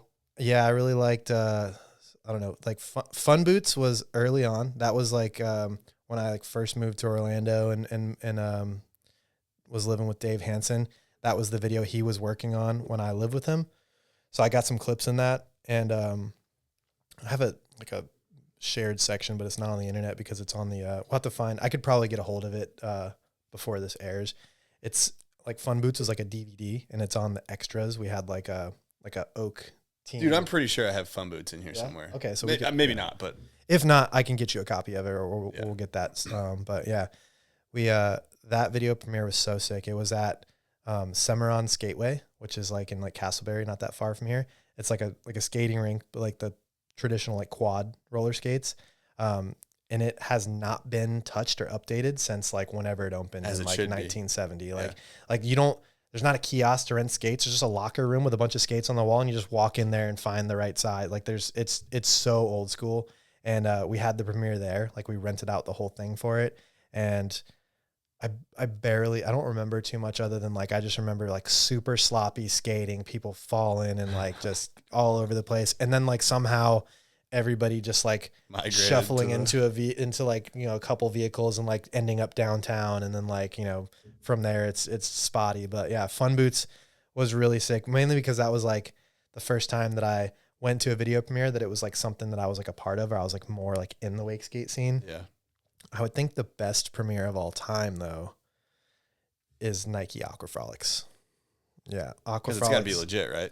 It was insane. I don't think any of it, like, I think they did a real big deal for like Parks's documentary or something. Yeah, like red carpet type stuff. But I mean, like, it was like that level of big deal. It was, they rented out like the whole Plaza Theater or whatever near downtown, and they had like a like cocktail hour. The whole event or the whole thing was themed. So the theme of the premiere was 80s prom.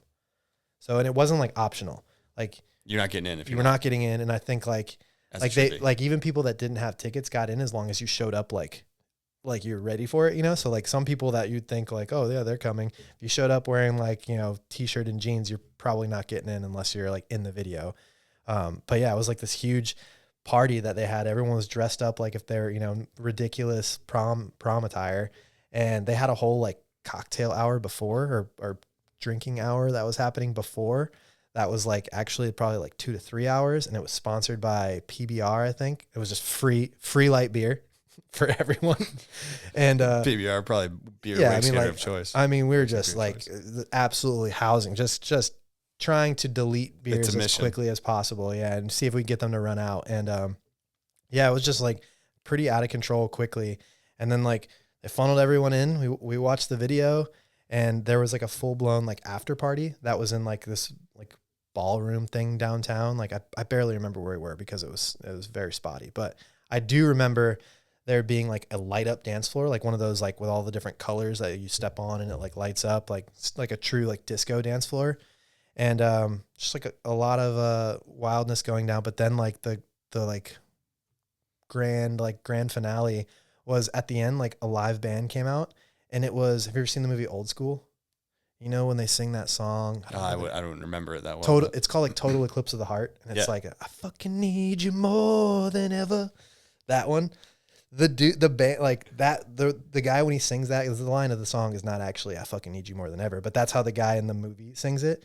They brought, that band was called the Dan Band. They played in that movie. They like got the Dan Band from the movie to come out and play, like, from what I can remember, like just that song. And I was just like, why? Like none of it made sense, but I was like, this sounds like the guys from Old School. And they're like, it is the guys from Old School. That's like, wild. It was very hype. And then like those dudes just like, basically, I think they played that one song and then just kind of like partied with everyone afterwards. Like, again, one of those ones where like, if I just didn't have so many of these, I'd have a lot better memories of it. But like the spotty ones that I have are really good. And I bet in the moment, if you asked TJ, how's it going? You've been like, it's fucking going well. Oh yeah. I remember I poured some beers in people's pocket because they were free. I was just like, here, have a beer. And I poured it into somebody's like jacket pocket. Oh my gosh. All right. I think before we wrap this up, I got a couple of Patreon questions, but I want to hit on winching just a little bit more because we talked about it on the shop talk, and I think you had some good, I don't know, wise words, I guess you could say. And if there's anything on your mind about things people should know before they go winching, whether or not they've been winching or not.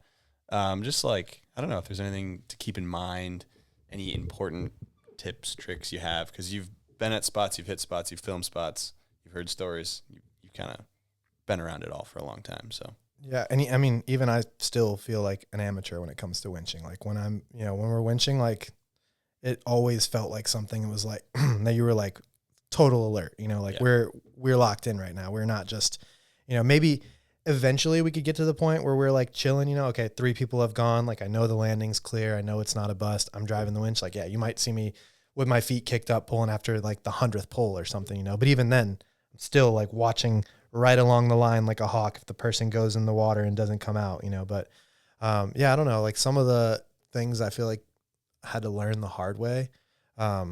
Trajectory was like the I paid that price multiple times, got some of my worst slams for sure. Were just like, if I would have just drawn it, like if I would have taken a sheet of paper and point A to point B where I was going and what I was trying to hit, I would have seen it. But we were just so excited in the moment. We got there, the spot was good. We walked it out. Everything was fine. And just didn't think too much of where we put the winch. But yeah, trajectory is everything, because like, sometimes where, depending on the way the spot is, where you have to put the winch ends up being like on the same shoreline of the body of water you're riding in. And what that does is it pulls you into the shoreline, so there's plenty of spots that I've been to that until we figured out the use of pulleys and being able to like go and like climb a tree and put a pulley where you need it to be, or like to get the right trajectory, it made things either possible that weren't possible before, or just, made them work so much better. But yeah, like the trajectory thing was like, that was a big one of like where like it took a couple of like bad falls that were just not necessary to happen, where I was just like, all we had to do was move the winch 20 feet to the left and I would have been able to edge out, get on that, and I would have been getting pulled off of it. But instead we put it right in line with where the pull spot was. And, the ledge I was trying to hit had like an angle in it. And when I tried to go around the angle, the winch pulled me straight and I just tumbled across dry land, like stuff like that. I feel like the obvious ones, like, don't really need to be said, like, checking the landing, but you'd be surprised at what people, when you see stuff happen on like, on videos on the internet and stuff. Sometimes maybe people don't think like, yeah, we did climb in the water there and like swim around and walk around and look for the shopping carts and the bikes and the boulders and stuff, like, and that goes back to like feeling like you have ownership of winch spots, is like knowing what's there. Sometimes there are spots that like there's something in the water that could literally kill you, and somebody just shows up to it and they're like, I've seen Andrew Big spin this, I'm going to try something down it, and there's literally a death spike underwater that we've wrapped up in like orange, construction tape so that we can see it and we know where it's at, but it's right in the spot where like if your feet don't land on the board and you go in, you're going to get impaled. It's a rusty metal rod, and like these are not all like hype, these are all like actual, every one of these is a spot I can think of that I'm like, this is where that happened, but and then like the crew that you have to have a crew that like everybody has to know what's going on. Like you don't just ask a random friend to like, hey, can you come drive the winch, or can you come and film? Whoever's with you has to be capable of saving you. Like there can't be anyone that either can't swim well or that's like, not ready to get into the water. Everyone that's with you has to be ready to jump in the water at any given moment, because like that's where like the reality of it is like you're risking your life to do it, and it's worth it, if that's the stage of your riding that you're in. But everybody needs to know what they're getting into, including the people that, just the rider that wants to get the clip isn't the only one that needs to be privy to it. The filmer needs to know what they're getting themselves into. The driver needs to know what they're getting themselves into. The driver especially. The driver is like more important than any other aspect, because, some spots there's a window where it's like you're going no matter what. Like once I cross this point, you cannot let off the throttle until I'm past this point, like there's just stuff where I've seen it happen where maybe somebody has a bobble in that zone and the driver unsure what to do and they let off the gas. Like you could put them in a way worse spot because they're on a plane already. They're going to make it to that drop, but now you've taken the line tension away from them. They're not going to clear it. They're going to land on whatever the thing they're trying to go past is. So yeah, like those are, I would say, like some of the most important is like the lessons in trajectory and just like really thinking, like plotting out what you're doing, where you're trying to go based on not only like the spot, but how you're trying to hit it. If it's a curved ledge and you want to go around the curve, you cannot line the winch up straight, with where your takeoff is. The winch is going to have to be on the inside of whatever the curve that you're trying to hit. If it bends to the left, the winch has got to go to the left. So you have to edge into it and get on it, and the trajectory is actually going to pull you off of it, Yeah. So like that's I don't know, those are probably the simple Those are all ones. good. Have a good crew and just take a minute to check Slow the down. landing Slow down. and check your trajectory. Yeah, hit everything. Checking landings is huge. Even if you think that it's going to be fine, get your ass wet before you hit the spot to make sure it's fine, because that's the worst thing that you could possibly have happen. I heard you're a gas winch guy. Love gas winches. Yeah. Everybody says it. I love gas winches. Yeah, they're the best. I think I'm not really ridden behind enough electric winches, but I feel like electric winches are like a useful tool for certain spots. I was kidding, by the way. I hate gas winches. I think you they really suck. don't? Yeah, they're the worst. Oh, we're gonna go with gas. I'm winch 0 for 2 on right gas now. winches, pretty much. So. What do you mean? Bad experience? Well, just several, multiple, so many bad experiences. There were shitty winches. I've had more bad experiences with the guys. electric ones, but again, shitty winches. Like I've never used any of these like production electric winches. They've all been like prototypes. I've used prototypes just about every type. And I've never used like a fully dialed gas winch. So we're kind of on the opposite ends. Yeah, I got a gas winch sitting in my shed right now. I just realized I'm heavier now than I did when I used to ride it. So I need to change the gear ratio a little bit. I need to put a slightly smaller sprocket on where the spool is, so it'll be slower getting up. But once you get up, you have a higher top speed. Yeah, get up to the top speed. Yeah, with the rewinch, you just hit a couple buttons. Change it. Tell me what happens when you run out of battery. You don't, because you had them charged. Because you're prepared. Because that's what you do when you go winching. You go prepared. I could just take a water bottle to the gas station and fill it up, and we're back in action. Yeah, but it's also a gas winch, and it's super heavy, and it's super loud. It is. And it's not as reliable. That's more reliable. Depends on the gas winch you have, I guess. It's true, but it can be fixed at any local hardware store, probably on the spot. Yeah, but if you got a broken winch, you got big problems. For how long? If you got a broken Depends what broke. If you got a broken electric winch, you have huge problems. Depends what broke. You might be waiting for months. Maybe. Anything that happens on a gas winch. There's no way you're team gas winch right now. Anything that happens on a gas winch. You can't be team gas winch. Oh, I'm for sure gas winch. I thought that's why, like when you mentioned it one time, I didn't think it was sarcasm. Sarcasm. I thought you're dead serious with it, because like they're just more practical. They're readily available. They're cheaper to build, cheaper to upkeep. Like, I agree. I would rather give me a re-winch, moto winch. Whatever, doesn't matter. I'll take one. Give me one of them. But yeah, like I could build a winch tomorrow for $250. Yeah, but it's gonna be so loud. That's the biggest thing. You got earplugs? I don't know. Yeah, I do, but the homie that's about to kick me out doesn't. Yeah, there's not every spot you're gonna get kicked out because of the winch. It's a factor though. Trust me though, there are plenty of spots in Orlando even that I'm like, that's a bust. That might not be a bust with it. Like I just completely don't even think of it as an option, because we've been there enough times to know, like, as soon as you pull start the winch, you're just so stealth with the electric, dude. It's like it's not even happening. What if? All right, hear me out. Right? What if I made like a? Don't say hybrid. You can say the Toyota Prius. I'm just thinking I do like a gas winch, right? But I make this like a pressure washer that's just like attached to it, and I'll just kind of have someone standing around with a pressure washer, just pressure washing nothing. And wearing with a blue shirt with the logo on it, yeah. And then there's just some guys just driving in the opposite direction too a little bit. So when they're looking at that's been a thing. How'd you guys not pull that one out? That's a good one. Did you ever see Nick Taylor's van? He had like a white van that said like Taylor Marine Construction, like seawalls and dock repair and stuff. That was that's camouflage for when you're winching. Yeah. Same with Matt Hooker back in the day used to drive like the white F-150 that was like every construction truck. Yeah. And it was just one like if you're gonna take a car, you take his truck and you park it like you could get away with some stuff that you couldn't otherwise. Yeah, you blend in. It's good. It's a good move. I just can't believe your team gas winch, but I mean I'll take an electric winch. I just don't think. You said you haven't ridden behind one though, right? I mean, if you were gonna buy an electric winch tomorrow, what would you get? I don't know. None of them sponsor the show, right? None of them sponsor the show. So no, I'm not like that. Though. I mean, if you could get one, you would get a sculpture. That is what you would get. I mean, but you can't get one here in America. I don't know how much those are anymore. I think they were close to 4K before. At 4K, I'm getting a Sea-Doo. Well, yeah. At 6K with the moto winches, I'm building a gas winch. 6K? At 6K with moto winches, I'm getting a gas winch. I'm getting a Boston Whaler, and some other stuff too, probably, because 6K. I don't know if you looked at prices of Boston Whalers lately, but I don't know if you're going to get a Boston Whaler. Oh, it'll be a 1972 Montauk. Yeah. You're going to get a Montauk for under 6K? Mm-hmm. When was the last time you looked at the price of Boston Whalers?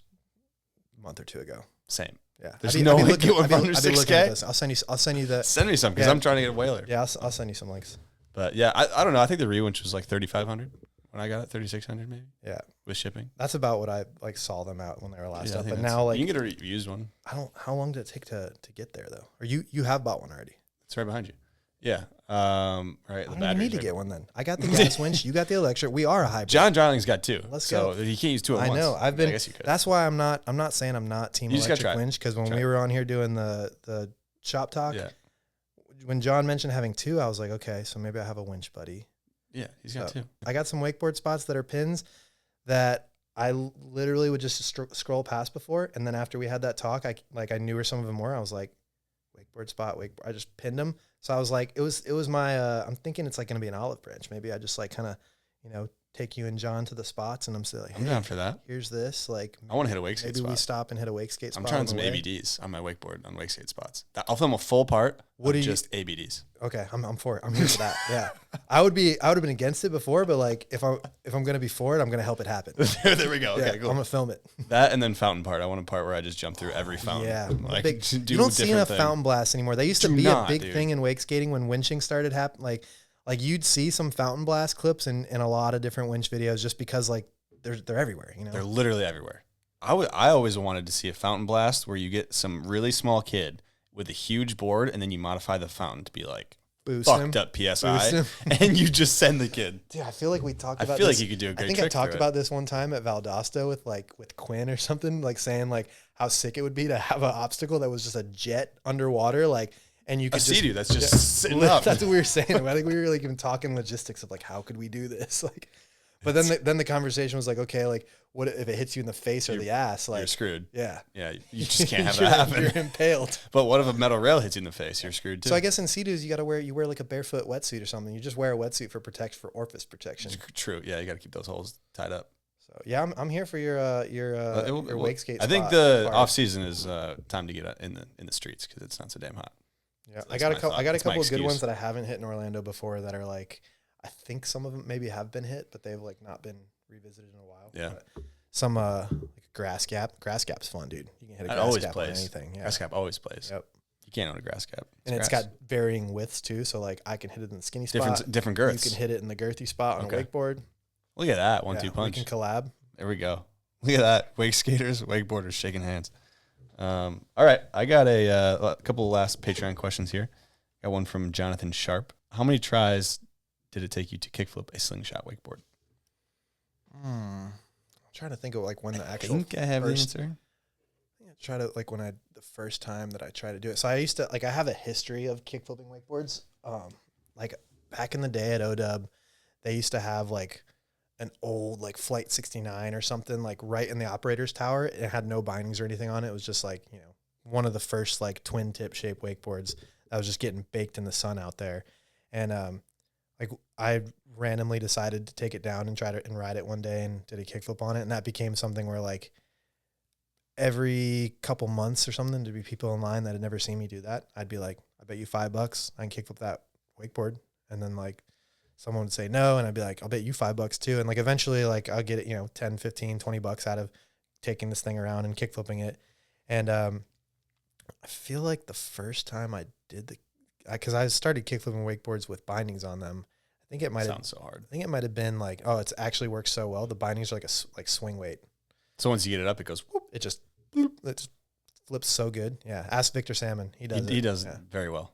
But yeah, I think I did it like the first time was back in I went to like the Keys cable when I was like still going back and forth to Miami, and I wonder like I feel like Jonathan might have been there. Like he was like he knew some of the Keys guys. I feel like he might be fishing for first try, but I don't think it was first try. Well, there's a CWC video where you made a bet with. Oh yeah, I don't know who the bet was with. Maybe it is that one. Maybe he's seen that one. Yeah, I know that one. It was you versus. I think that was less than 5. It was less than 5. I think it was 3. Okay, pretty sure it was 3. It was less than 5. So I like did I did this once in the Keys. Like it was like a progression where I'd like told the story like, oh, I used to kickflip this old wakeboard on the wall at ODub, and then like I kickflipped a board with it was like a kid's board I think the first time like a slingshot Grom or something super Grom or something like that, but it wasn't the super Grom. It was whatever the smallest like wakeboard there is. because it was definitely before that board ever came out. Yeah. But yeah, I kickflip like a kid's wakeboard. McCormick's one time back in the day, I was like there for like some like LF ride day, and I had like someone from the Keys was there, and they were like, hey, like TJ can kickflip a wakeboard, and somebody was like, bullshit, do it. And I like took somebody else's wakeboard, kickflipped it again there. So then I knew like it was a thing that I could do. And when we were in the Philippines, the first time I went to the Philippines, like 2014, it was that was shout out Nick Taylor. That was like part of the gift for us, or like the, you know, present for us finishing Suwannee. He flew me and Trav with him to the Philippines, and like the Water Monsters guys, Andrew, Austin, all them kind of just worked out a trip at the same time because all of them are riding for Republic at that point. So yeah, we all took a trip in 2014 to the Philippines, and it was like the heyday to go to the Philippines. I mean, it's sick anytime you go to CWC, but like it was like the absolute golden era there, because like they had established themselves. Like it was the place that you like where you wanted to go to get stuff done, but it was also before like, you know, everyone and their mom had been there, you know, so there were still things to be done there that had never been done, you know, stuff like that.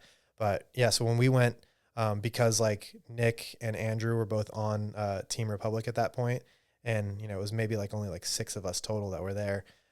El Rey, who, you know, El Rey, he owns the whole place, put it all together. Everybody calls him the Gov, but I think the last time I was there he was a senator, and I think now he's even something higher than that. I feel weird calling him the Gov when he's like way past being the Gov now. But yeah El Rey Villafuerte, he took such good care of us when we were there. Like, you know, and I'd seen and heard stories, but like, it's not like to this day, I've never experienced anything like that in my life. It's like being royalty. Like, you know, he put all of us basically got on, like we got to experience what it would be like to be on the Republic team. Like when you're there, you have like a per diem for food. You know, you get a cabin, like they're down to like move things around if you want to like, you know, build something or whatever. Like it was super cool. They rolled out the whole red carpet for us. But like part of that, you know, we had a good squad there, and then like we met with some other wake skaters there. We ended up having like a good like 10 person like crew, and we were rowdy. Like we were having a really good time, and El Rey was feeling it too. He was coming down there like the first time we hung out, we had dinner, and you know, he's hyped. But I guess like we left a good impression on him because he had a really good time with us, and he just kept coming back at night to party, like at the, you know, the bar that's there. So like one of the nights we're partying, and Dan Robbins, who's the guy I told the story about about winching at 441 when the rope, you know, he's South Florida guy, used to own Southern Wake Skates. Dan and me were like, he's just like he's got a bigger mouth than I do, you know, and we're just talking shit the whole time we were there. We did this every time we were together. Anything we were doing, we're going to be like, I'll do that better than you. Like, you know, any chance we can get to cut each other down, we're doing that. And we're doing, I don't remember what's happening. We're partying at like the Happy Ending bar at CWC. And like me and Dan are getting into it with each other. Like sometimes we'd fist fight. Like, yeah, we're so drunk we couldn't hurt each other. Like, but we would. Like we'd be fist fighting, wrestling and stuff. And we're doing something like that there. And El Rey's he's involved, dude. He's like officiating. He's like, all right, back up. Come on. Let's like, you know, trying to get us to wrestle and fight in the middle. And the whole night we're just, you know, egging it. And like he ends up like really leaning into like me and Dan's little rivalry and being like, you guys got to settle this shit. Like what's going on here, you know? And I don't even remember how it came up, but I was just like, Dan's not even like he's only here because he owns a wake skate. I mean, he's not pro wake skater. We're not on the same caliber. And Dan's like, at this point, I'm like coming off of ACL surgery, like going to the Philippines was like my easing back into riding. And he's like, whatever, both my knees work. He's like, I know, I'm better than you right now. You're still learning, you know, you're relearning stuff. So we're back and forth. And I think at some point I was just like, I'm like, Dan, like, I was like, I haven't seen you flip your board once. I barely seen you ride out here. I was like, he's like, I just don't flip my board because I don't want to. And I'm like, I bet you that I flip a wakeboard before you could flip your board out here. And like El Rey's a part of this conversation. He's just like, what do you bet him? And Dan's like, I'll bet him anything. And he's like, you'll bet anything? And Dan's like, yeah, whatever. And El Rey's like, do you own a house? And he's like, yeah. He goes, bet your house on it. And he's like, what does he own? What can he give me? What can he give me for his house? And I was like, what are you worried about? I'm telling you, got kickflip a wakeboard before you could kickflip a wake skate. Like, you know, what is there to be worried about? You know? And he's like, fine, I guess. Like, what am I going to get for you? And I don't know, I think it was like whatever pesos I had in my pocket at the time. It was like a huge wad of money, but it was probably like $40. And I was like, all right. I was like, I won't spend any more of this. I was like, if you win, you can just have this ball of pesos here, you know? And he's like, all right, whatever, I guess. Like, we go back to our cabins, like, right before the sun goes up and go to sleep. Forget all about this conversation, right? And at, like, felt like 2 hours. I did not even go to sleep. Like, I felt like I was just laying there. Like, the knock at the cabin, like, someone's like, pop, pop, pop, pop. Sir TJ, hello. I'm like, and this has not happened the entire time we've been there. I'm like, what the I didn't order room service. Like, what's going on? And I open the door, and it's like one of like El Rey's like assistants, and they're there with like the little car, and they're like, El Rey is on the dock. He's waiting for you. He's ready. And I'm like, ready for what? And they're like, and I see Dan getting pulled out of like his cabin across the way, and I'm like, oh my God, it's raining. It's like shitty weather. We're super like probably still drunk, like hungover. It's 2 hours. Yeah. Yeah. Like it was just, I'm like, really? And I'm thinking like, oh, it's raining. I was like, maybe they won't do it. It's raining. Like no one's going to want to be out there. We pull up and literally like no one's at the cable. No one's come out of their cabins. It's like 8 o'clock and it's raining. Like, and everyone was partying the night before. And it's like El Rey, his crew. And then like our crew, like we mustered them together because everyone figured out like what was happening. So like, you know, Andrew, Aaron, Nick, you know, Trav, everyone that we're there with, they're all there under the little gazebo with El Rey, and El Rey is just like, let's go. I can't wait to see, like, he's fired up, you know, and me and Dan are just like, they're really going to get wet right now. Like, was not feeling it at all, you know, and like, we're going through the motions, like making jokes with each other and everything. And, he goes around, tries his first kickflip, and it was just like not good at all. And I was like, all right, I got this. First attempt for me was so bad. Like I've never been so far away from doing it. Like I was just in it. And again, like I said, I'm just coming off of like an ACL surgery. So like I straight up had like 9 months of not riding and then didn't ride at all. And my first time back on the water was in the Philippines. So yeah, like I like just started doing kickflips like earlier that day on my wake skate. I was definitely feeling like, you know, not quite have my, my best legs under me. And, yeah, so I'm like going around. The first one like comes up and almost hits me in the face. Cause it's like, you know, it's a huge wakeboard. It's lighter. So I let it go and kind of missed the kick, and the board like came up to me and I like stopped it from hitting me in the face. I was like a little worried. Dan sucks. So he just like kept coming around. Didn't even flip. Second try, doesn't even flip it. I think it took him like 3 tries to even touch grip. He got one that was like, he hit grip. He had one that he should have landed. Like he like got on grip and like went over the front, and I was like, all right, I have to do it now. And like went around and was just like, all right, dead serious now, make it work. And I'm telling you, they flip so good. Like when you really just get a hold of it, it just comes right around. I think I landed like on the binding too, and just it just flipped too good. I just landed kind of like crooked, like sort of like, I don't know if I'm gonna stay on, and then I didn't hand drag or anything. I just kind of like stood there and was like, all right, I got it. And then I come around, I could hear it, dude. When I was coming around the corner, I'm like on the last route, I could just hear everyone just dying. Like the whole fucking squad up under the gazebo is just rolling on the ground laughing. Dan's walking back. I don't think he didn't get to see it, so he just hears them all like, you just lost your house, Dan. Like, and they're just dying laughing at him. But yeah, it was pretty awesome. That's a good one. Kickflipping the wakeboard is always like a good move. That was 2014. I went back in 2018, like, you know, just with my fiance and some friends. Like she had seen photos and stuff from that trip. She was like, I want to go there. So we went back, and like I saw El Rey, and he remembered it. What year did you go there? I went in 2014. And then what was the second time? 2018. In February of 2018. I think I was there 2019. Oh. Yeah, it was I had a blast in 2018. Like it was just it's always a good time. Different era there, but yeah, like it was cool. I mean, I feel like El Rey sees, you know, so many people pass through there. Like he was when I first saw him, I was like, I wonder if he'll remember me.